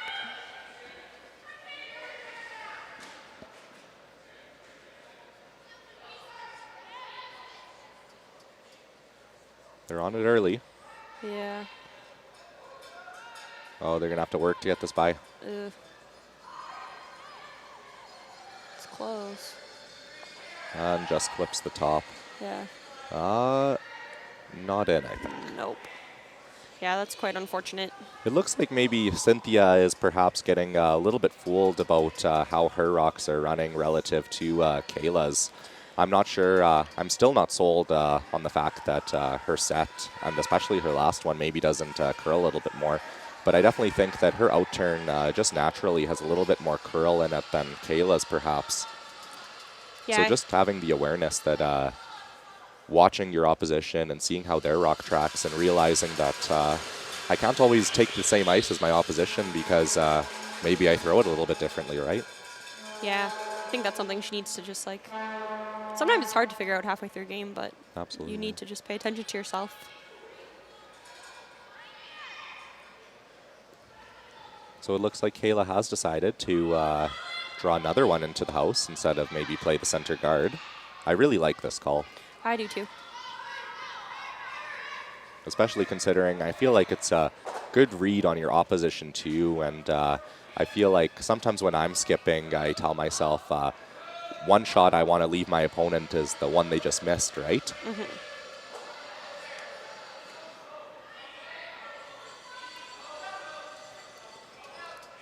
Is she going to take on the double, or do you think she'll try and get her 1 here?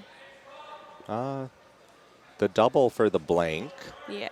is there. I do not believe that that top one is in. I don't think so either. But the double for the blank is dicey. I think at this point you really want to make sure that you're playing your easiest shot available to you at the moment, which I do believe is the nose double and stick right there.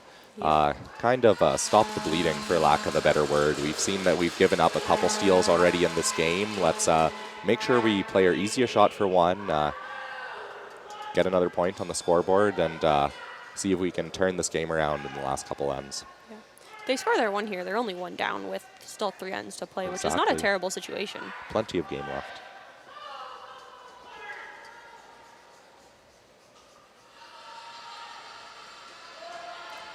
Cynthia St. George with a big last shot.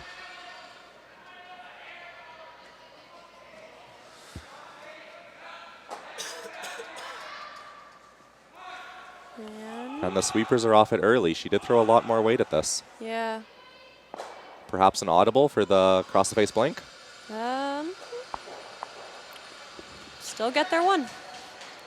And a good line call by the third late in that shot. Yeah, that was really good. Once again, it just goes to show you that these are 2 quite experienced teams playing here. You have both the skip and the third with a good realization or a good awareness of how those rocks are traveling down the ice and when's the appropriate time to make that shift to a plan B, perhaps. So Cynthia St. George has successfully stopped the bleeding and secured her 1 point and moves into the 6th end, 1 down without hammer. And they're calling for the tight guard. I suspect we're going to see a large number of rocks in play this end, Paige. I definitely agree with that. I think Cynthia knows that Kayla enjoys a fairly aggressive game, Yeah. but also knows that she needs rocks in play. And at this point in the game, you have Quebec, who is forced to be on the offensive due to the scoreboard, and then you have Skip, who's proven herself to be a bit aggressive-minded. So I think we're going to have a pretty exciting end shaping up against us. I agree.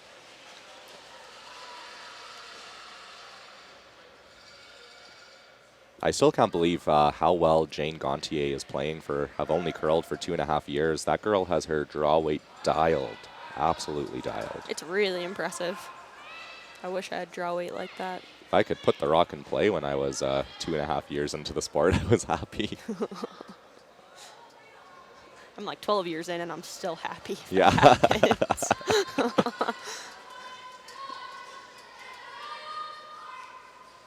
The lead on my men's team right now, he's from small town Alberta, and he oftentimes jokes that there's only 2 weights in curling. There's house weight and there's guard weight. And it seems like Jane Gontier up there, who's about to throw, may have found a couple other weights besides house weight and guard weight. Definitely. A little more dialed than that. For our last event this year, for my junior team, we switched up all our positions and everyone played different positions. So our third actually ended up playing lead.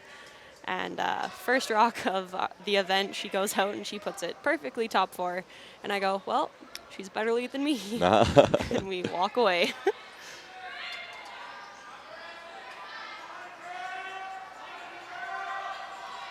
Jane Gontier with a really nice looking freeze attempt coming up here. I do believe that will finish enough. Yeah, this is looking really good. And make no mistake. That was a really good Taps shot. it back, keeps the angle. Above T-line-ish, almost. No. Jane Gontier is going to be the one import for my mixed team.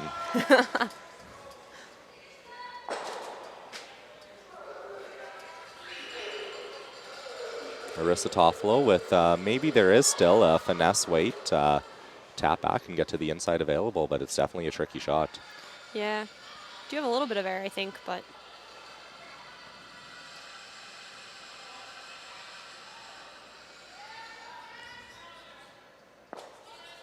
and manages to remove the rock.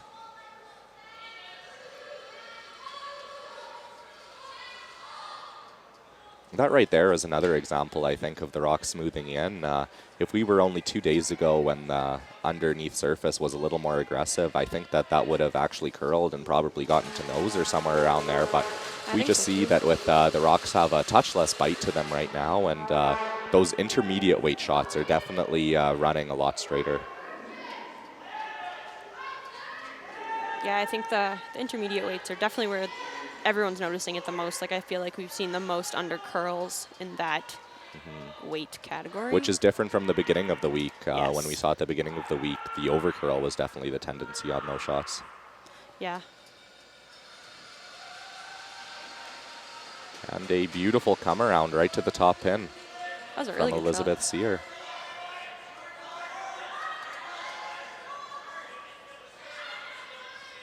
Kayla Bushy decides that it's a little too buried, perhaps, and is peeling the center guard.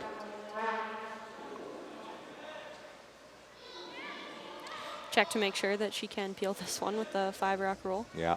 I actually made that mistake in the first event I played this year. We were playing in a men's spiel in Edmonton, the Avonare Cash spiel, and we were it wasn't even the first game or the second game. It was actually the semifinal, like halfway through the semifinal, and fourth end rolls around. I put one top 4. They throw up the corner. I put another one in the top house. They attempted to come around the corner, slipped through, walked up, peeled the guard, and then it went right back. And I'm not sure I've ever felt like that much of an idiot. The other thing, though, on my defense that I would like to point out is nobody on my team called me out on it and stopped it before it happened. So I feel like that was a 4-person screw up. Yeah, there's been a few times this season where we have to be like, we can't peel yet.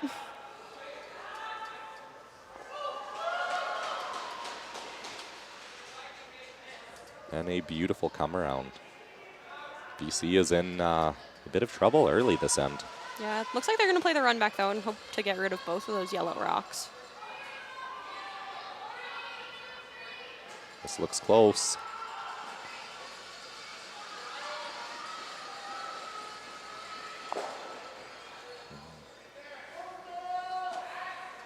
The thing that I really like is that this BC ladies team is capable of throwing that upper weight, which gives you actually a little more margin on those run backs, I think, because she hit probably, what, 3/4, 7/8 of that rock? Yeah, good majority. And still managed to roll away, which kind of makes it playing those run backs a little bit safer, because oftentimes you play those run backs, and especially if you play them with a little bit less weight, you just miss the run back and then your shooter doesn't go anywhere. But in a situation like that, she just missed the run back and her shooter was clear off. Yeah, it's really important. We've seen this team throw those like really good like hack, bump, or board waiters, and then as well as a lot of high hard ones. So A very, very versatile team. yeah, it's nice to see.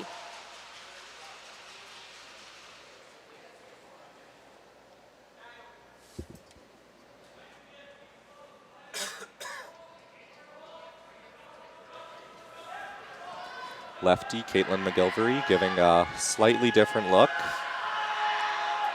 A little bit closer of a run to play.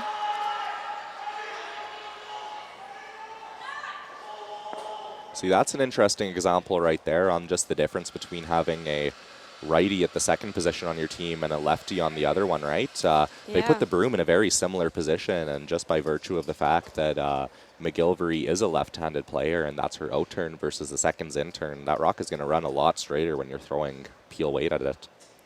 Yeah, that's definitely something our team had to adjust to this year, is just making sure we knew how to ice all of our players because of the difference in a right-handed versus a left-handed player. Mm-hmm.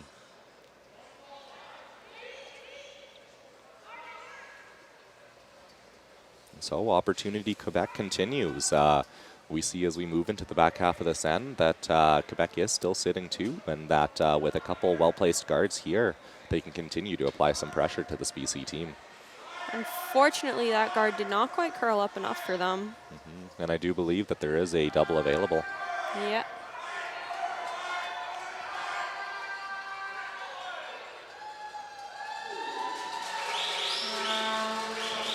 Looks like they have elected to throw this fairly hard. Yeah.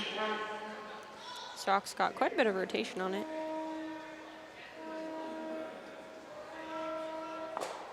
Would you have maybe thrown a bit less weight at that page?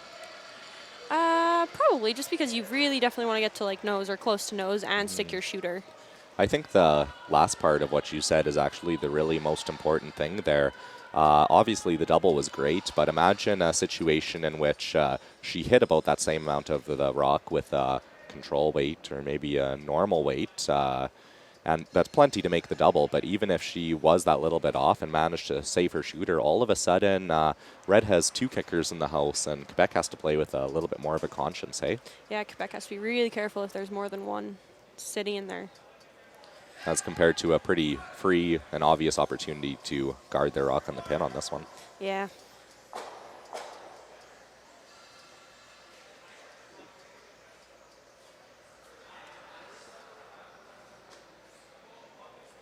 Cynthia with an attempt at the out-turn center guard. Perhaps to maybe put a steal into the equation for this end? Yeah, that Quebec Rock's in a really good place for a steal, and as long as they can make one of these guards quite nice, BC's going to have a tough time getting it out. It looks like she has quite a good shot.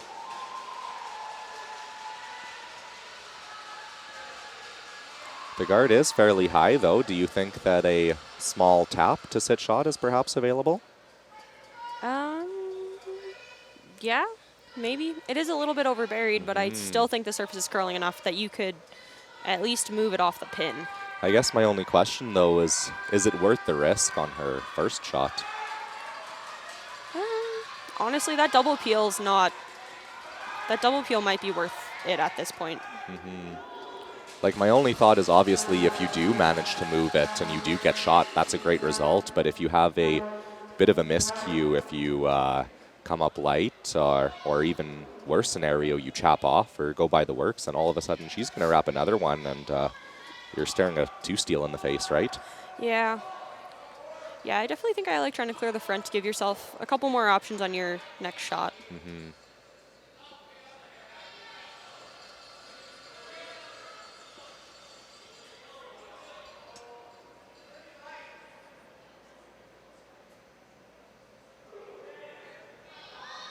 It looks like she does have weight to move it on this one.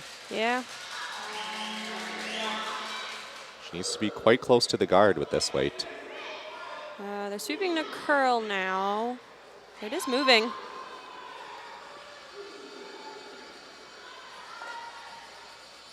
And she has successfully moved it, but it does remain in the forefoot, and yellow is still shot rock. Yeah, I think we'll see Quebec probably just come in and hopefully put a good rock in the forefoot.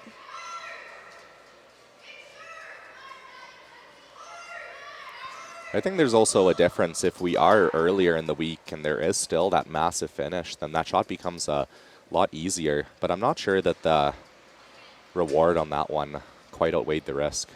Because now with a good come around from Cynthia St. George, they can still establish themselves 2 rocks in the forefoot, buried, and multiple steal here definitely is in play if the shot is made. Yeah, I definitely agree. And I think with the fact that we discussed how hard it is to make a good guard on this ice, or a perfect guard, which is almost what you need to defend a rock like that, is that you might have had an easier shot in your next one than looking at 2 opposition rocks on your last rock of the end. Cynthia St. George delivering her last one. It's coming down the ice, perhaps a little heavy. Yeah. She has been late on her last 2 draws, so. Yes. Will it dig?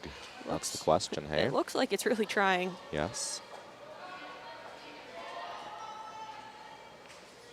And she does manage to sit for 2, but has slipped to the back edge of the forefoot, opening up a draw for Kayla Bushy.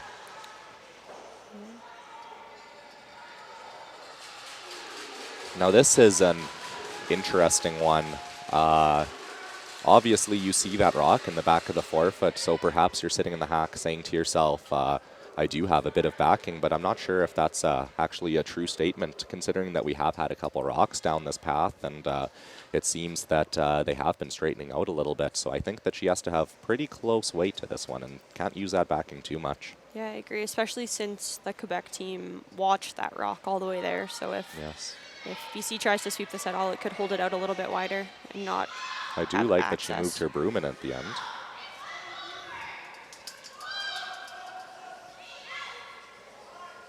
She's going to have to make this on her own. She doesn't have any backing yet. Wait, it looks really close, though. And is that ever a good shot by the skipper? Yeah, that was a great draw. Kayla Bushy is playing really well. So things might have been looking a little dicey, but BC skipper delivered once again with her last rock, drawing right to the side of the pin against 2. Yeah, Quebec will have hammer once again and try to score a couple points to tie up this game coming into the last end. The other thing I think that end shows, and I once had a coach say this to me, in order to steal in a situation where you need to steal, oftentimes you need one really good shot that end. Yeah. And just by virtue of Cynthia's last one slipping that little bit deep, she wasn't far off from where she wanted to be, but just considering the fact that it wasn't that one really good shot did open up the door for opportunity for Kayla to save the day with her last one. And she took it. Yeah, if Cynthia's rock would have been like 2 feet higher, that would have made what Kayla was looking at a lot harder, even mentally just looking at it. So as we head into this last 2 ends of the game, BC is up 4-2 on Quebec, but Quebec does have the hammer, so a multiple point score here will give us an exciting finish coming home. I again think we might have a bit more of a complicated end. It looks like the BC girls have called for this one to the top of the house. Yeah. I suspect Arissa will be pretty close on this one. Yeah, she's been playing quite well this game as well.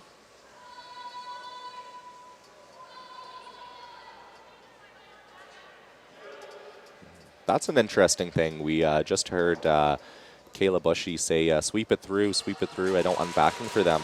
Do you know maybe why she said that, Paige? So in a situation where you're up a couple points, most of the rocks, like anything behind T-line becomes Quebec's friend, and more beneficial for Quebec than it is for BC. So she wants to limit the help she gives to Quebec. So she's just hoping to take that one through and not give them any extra So a good early audible. advantages. And now we have Jane Gontier throwing the corner guard, and I think she's got a good one. Cynthia has come out to help sweep.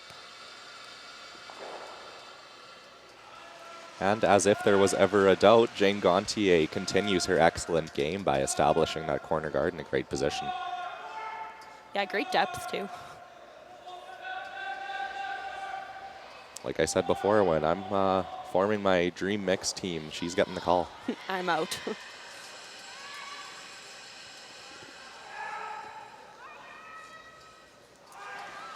So let's see if Arissa Toffolo can learn from her last one, make the correct adjustment, and put this one on the top edge of the forefoot.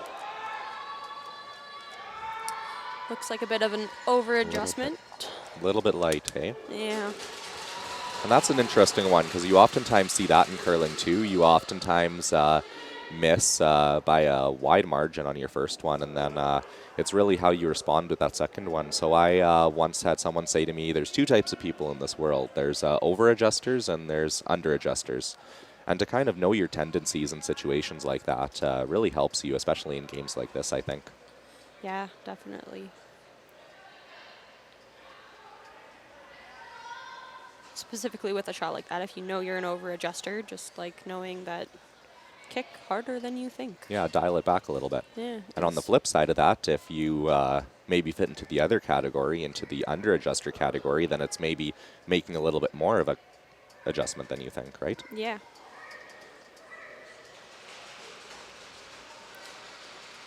So Jane Gontier perfectly buries behind the corner, maybe a touch deep, but Quebec definitely has an extra point kicking around over there. Yeah, still a good shot.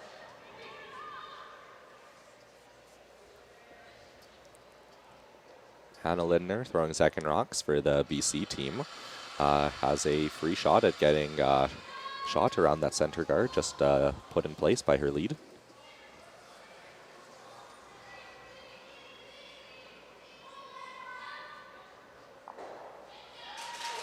The girls are close on it early. Line looks fantastic. Yeah, it looks really close.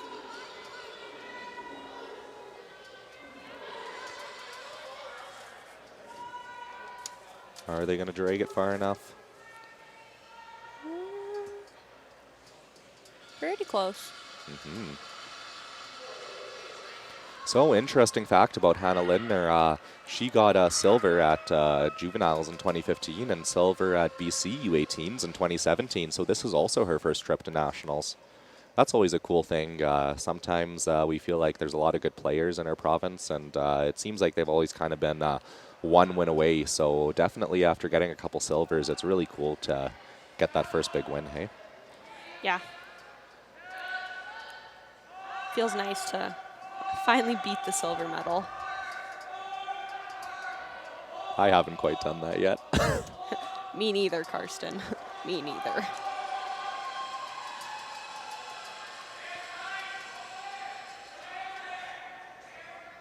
So it looks like BC was successful in establishing shot rock, and we will see Mitch St. George come out for his second and final time out of the game.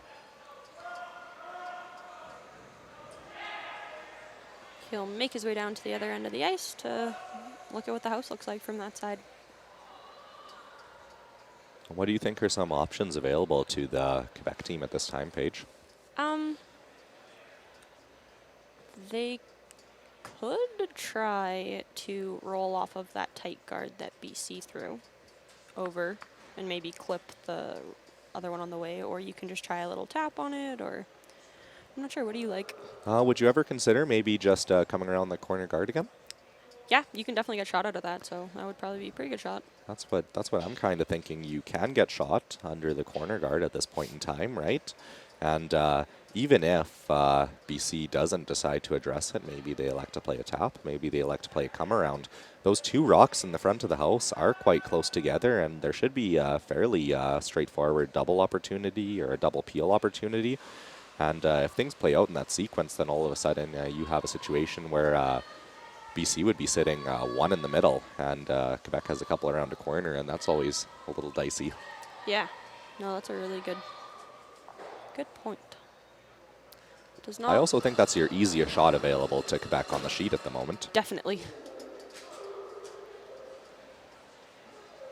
It's nice to play the easy shots and make your opposition play the hard shots. Looks like they're going to hit BC's shot rock with a lighter weight hack is what was called.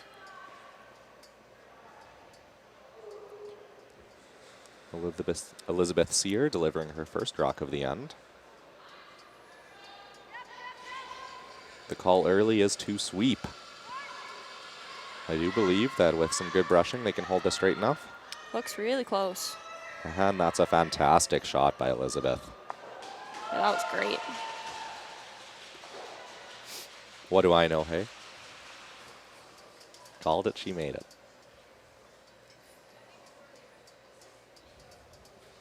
Hannah Lindner attempts to respond with a hit and roll behind that center guard. It's going to be interesting if she is hit and roll, if she does manage to get shot out of this.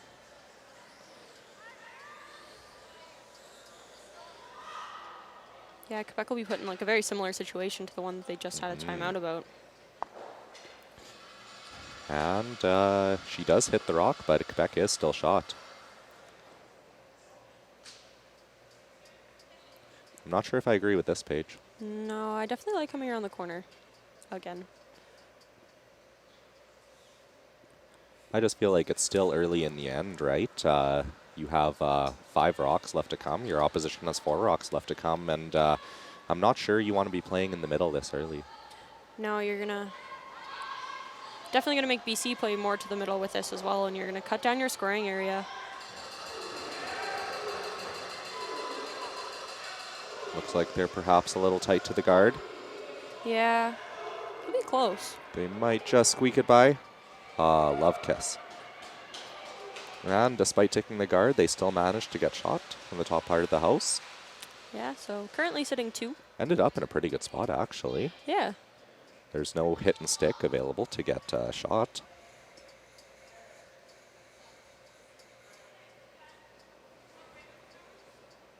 McGillivray with her first.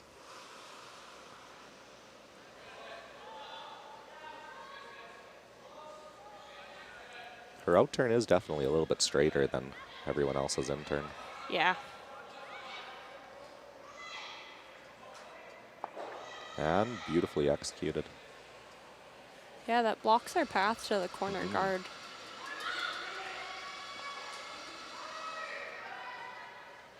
Once again, it just kind of goes to show you how a single decision kind of can be a branch point in an end, right?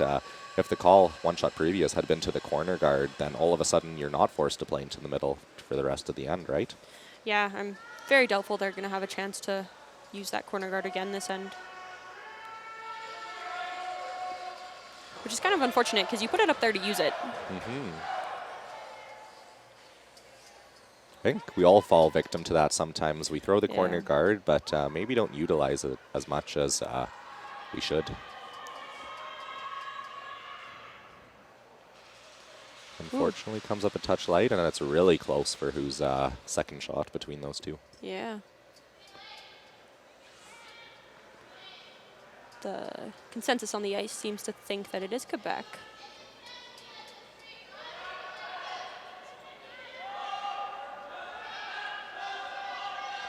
If Quebec is indeed shot 2, I think you kind of have to play the run, hey? Yeah.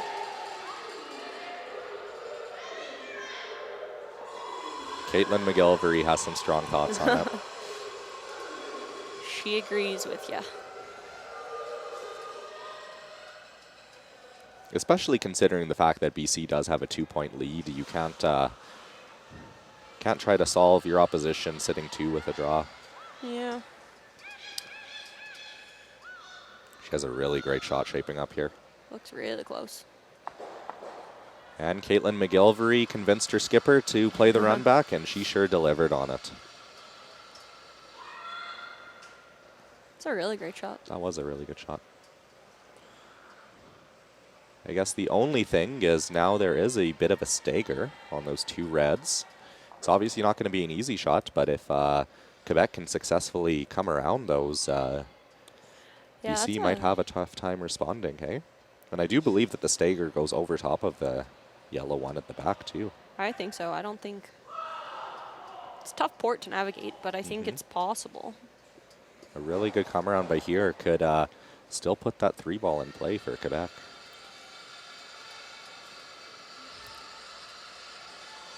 Florence Boivin is perhaps a touch heavy early on the shot.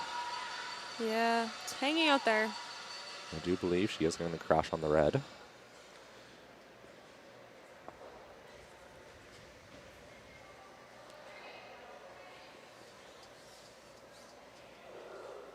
And now the decision is pretty obvious for BC. Get one buried around that triple staggered guard. Yeah, there's no runbacks available with any of those rocks. Caitlin's looking for one, but she couldn't find one.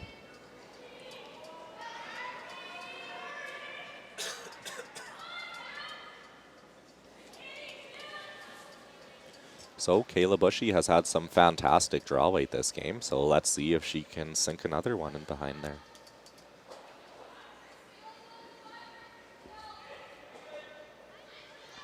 The sweepers are close to it early, and the line call's good.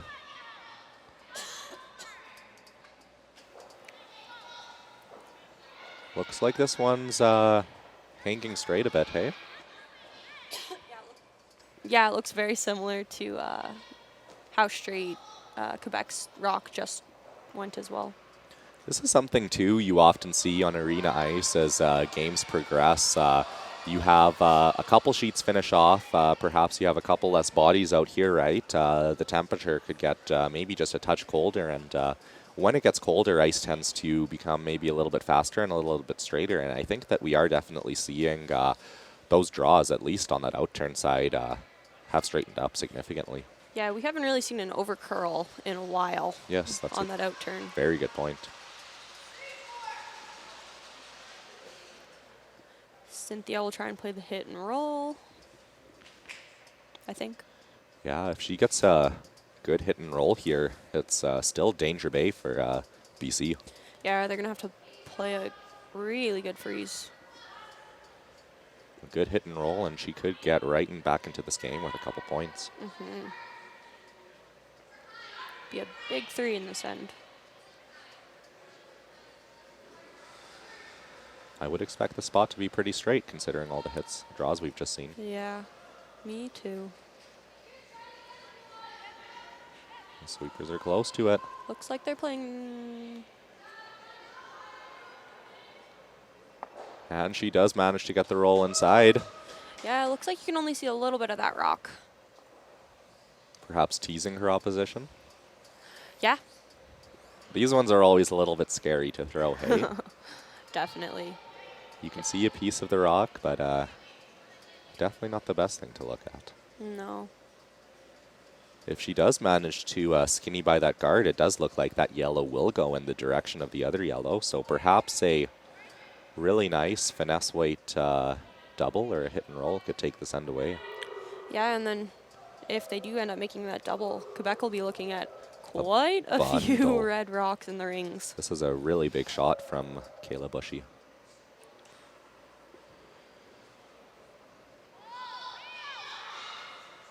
The spot is straight. I think her weight's going to save her, though. It's curling now.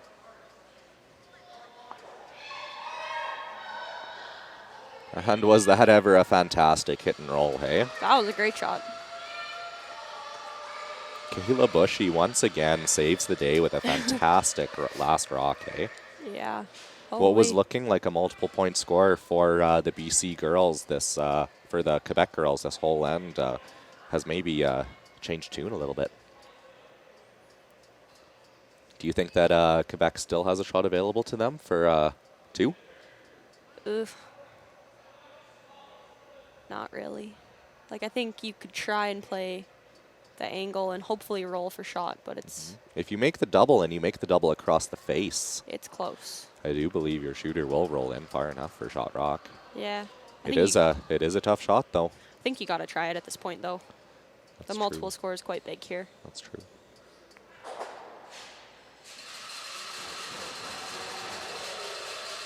Cynthia and her third are weighing their options down there. Yeah, they don't have a ton of time left on their clock for the last end. Especially considering that they've used up both timeouts, hey? Yeah, they've got exactly what's on that clock, and that's it.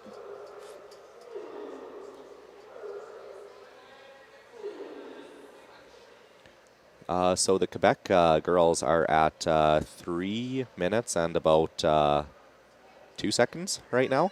So they're going to have a tight finish coming home.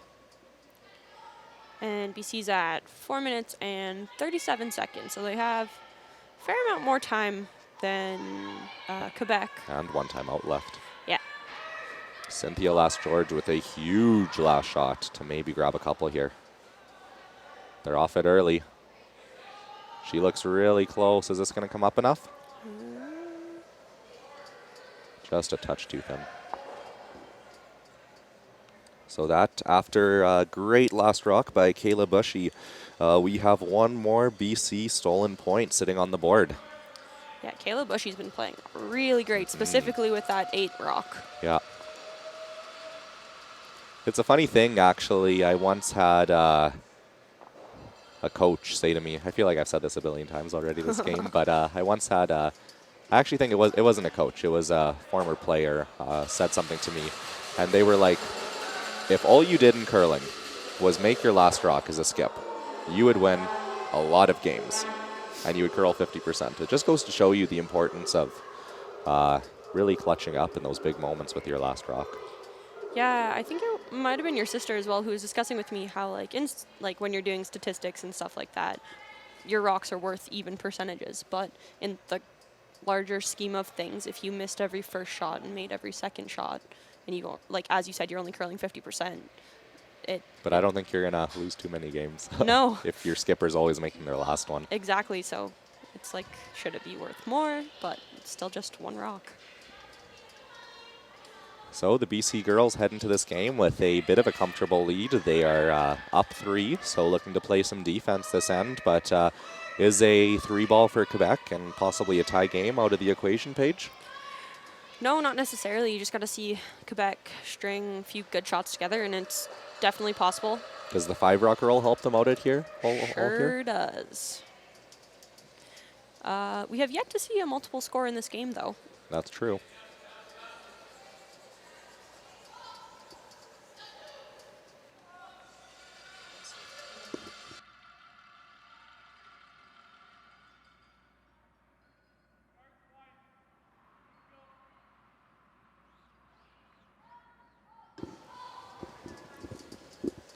Jane Gontier attempting to establish the corner guard, but has slipped just a little bit deep, and I think, unfortunately, that's been the only miss out of Jane this game. Yeah, that's kind of unfortunate for what end we're in and what needs to happen this end for Quebec. Bit of unfortunate timing. Yeah. On the plus side, though, with the 5-rock rule, she does have an opportunity to establish a guard on her other one that the opposition cannot peel out. Yeah, not all hope is lost yet.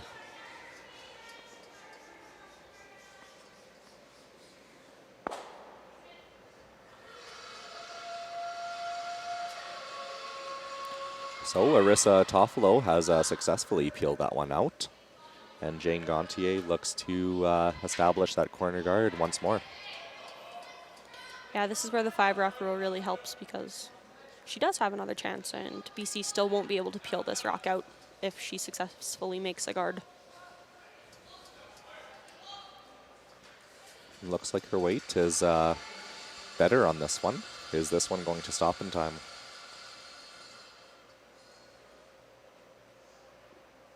And she makes a great adjustment and puts up a fantastic corner guard with her second one.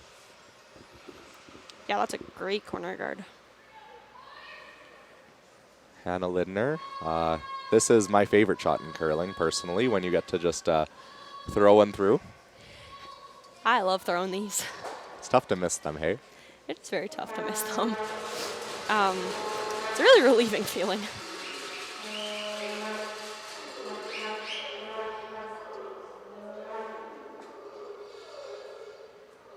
The Quebec team has decided to throw another corner guard, knowing that they need to get more than a 2 score here. They've elected to put it on the other side of the sheet.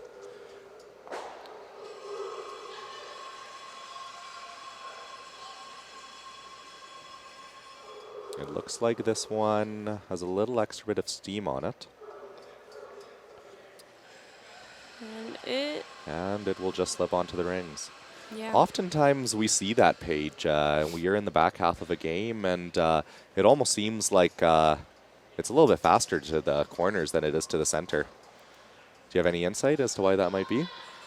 Yeah, actually. So a lot of the time, most of the rocks, like all your foot traffic and stuff, is very like down the middle of the sheet. So when you get to play to the wings, your rock actually runs down the most traveled portion of the sheet, and it's actually a little bit keener down there. So it just runs a little further than you think it's going to. I feel like while you were on your provincial, national, maybe even world championship run this year, somebody might have mentioned that to you once or twice, eh? Maybe a couple times, Karsten. Any ideas who that might be? He's definitely not sitting next to me, that's for sure. No, Karsten is the one who enlightened me with this information, and I definitely used it a few times this year. After I saw too many of your corner guards slip into the house. And then I made one, and then I said, hey, Karsten, it's faster to the wings.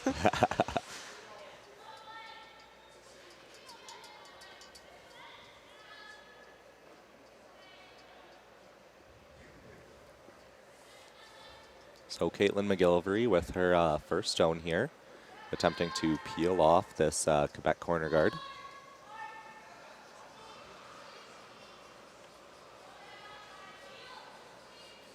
Looked like she had a pretty back on release with this one. Yeah, it's just her out turn running straight once again, hey? Yeah.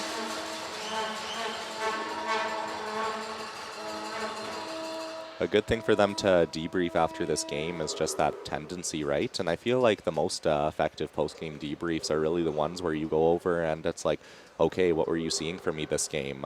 And then it's either you kind of go one of two ways. It's either she makes an adjustment as a thrower, or the skip needs to make a little bit of an adjustment, putting the broom in the position for her. Yeah, and whichever one you go with, you need to stick with it and just try and make more shots with that, because it's not something you want to have to struggle with later on in the competition. Just effective communication, right? Yep. If the skipper is putting the broom down in a certain position, the way you throw has to match that to one way or to one extent or another. Yeah. Being a consistent thrower also Yes. helps out with that a lot. Yes.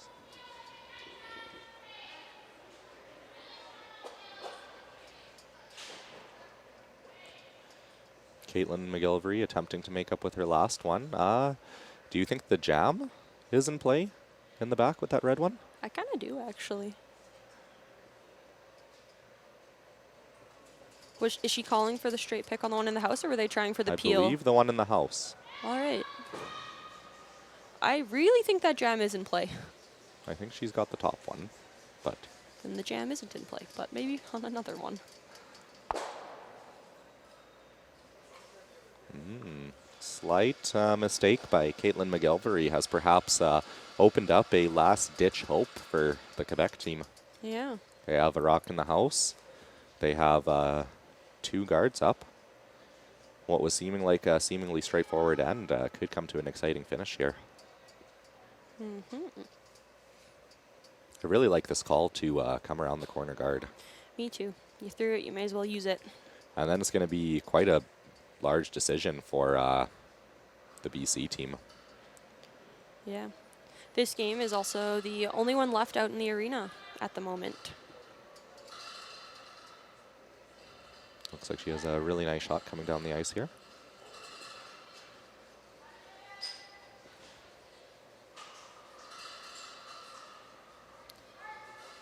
And make no mistake, the Quebec third has capitalized on that opportunity.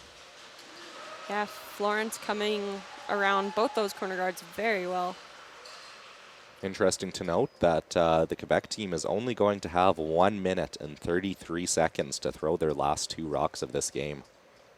Yeah, as opposed to BC's 3 minutes.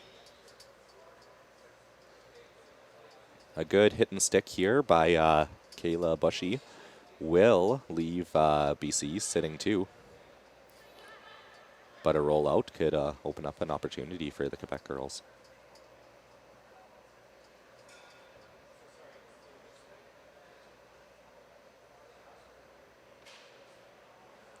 Kayla forgot her crutch, so maybe ate up a couple seconds with that small mistake, but time should not be an issue for them. Now they still have 2 minutes and 30 seconds for 2 rocks.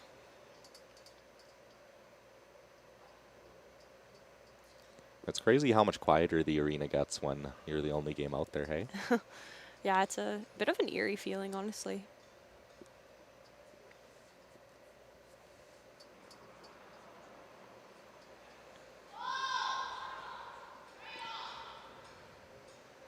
Perhaps a little wide early. If her weight's good, it should be fine, though. And they're good. Maybe rolls just a touch too far. Yeah, this gives Quebec another opportunity to Quebec sit 2. is still second shot. Behind a guard. Do you have to hit on this one, Paige? No, I don't think so. It's. I would almost be tempted to come around that yellow in the house. Yeah. Come around the red one, force her to make a perfect guard. Yeah. No, and. Against the tie. Yeah. No, I definitely like the draw on this, but if she makes the perfect hit and roll, then. Girls are obviously aware of the clock as they keep looking over their shoulder. It's a hard feeling sometimes to play with that too. Like if you get low on time, you get extra pressure on yourself, and sometimes you can speed up your routine. And even overthrow. Even when you have, because obviously she will have 52 seconds to throw her last rock, but even in a situation like that, just the discomfort. Oh shoot. Yeah, it's just like a. But she made a great shot regardless, hey? Yeah. I do believe Jane. Did Jane touch it with her foot? I don't believe she did. Nope, successfully avoided it, hey? Yeah. Oh, I think she might have kicked it up a smidge. Okay. But not in regards to line, just No. depth. If anything, it would have been a touch deeper. Yeah, only by very, very similar anyways. So a little bit of time trouble for the Quebec girls, but that did not seem to shake them whatsoever as she made a fantastic hit and roll. And BC has called their final timeout of the game, which actually gives Quebec a chance to talk to their coach as well. Mm-hmm. If Kayla can come in clutch with one more really good last rock, she assures her team a victory. But that run back is not as easy as it looks, perhaps, hey? No, it's not too far, but it's also... I do think the run back is the shot, though. I agree. You got to get rid of one of those yellow rocks. Especially considering you don't have a good place to draw to, right? You could come No. wide, but it's a complete stab in the dark. Yeah. I guess this draw to like the back forefoot right behind those rocks is close, but... They're looking at perhaps picking one of the yellows. I think the run back is a million times easier than the pick. I agree. You have a much larger margin of error. Much larger margin of error. Kayla seems sold on the pick. Yeah. I'm not sure if I'd be throwing the same thing, but skipper sees it. Doesn't look like she's throwing a ton of weight at this either. No.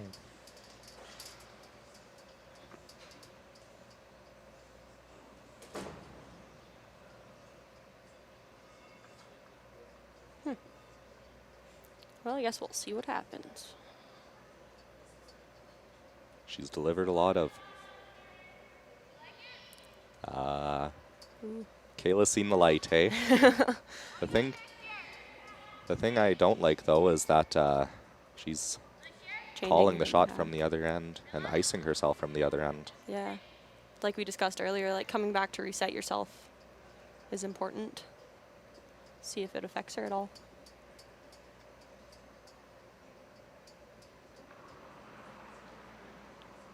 Kayla delivering her last stone. She looks close. She didn't throw a lot of weight on this one. Oh, they're working hard. Is it going to grab it? She's really... Oh, Oh. I think I it was do still believe fine. it was going to hit it. Yeah, it hit it because they hit the I guard. hope Marissa's ran in. okay. But Oh, yeah, goodness, okay. it's been a slippery game out there today. Yeah.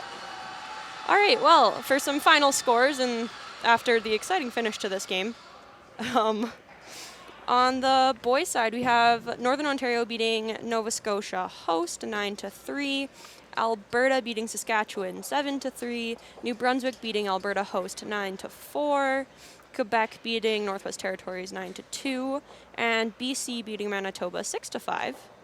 And then on the girls' side of things, oops, as soon as it loads, we've got Northern Ontario beating Prince Edward Island 6-3. Our feature game, BC beats Quebec 5-2. Alberta beat New Brunswick 5-2 as well. And Ontario beat the Yukon 18-1. Thank you very much. Sounds good. It's Karsten Sturmay signing out. And Paige Pathley, thanks for listening and watching.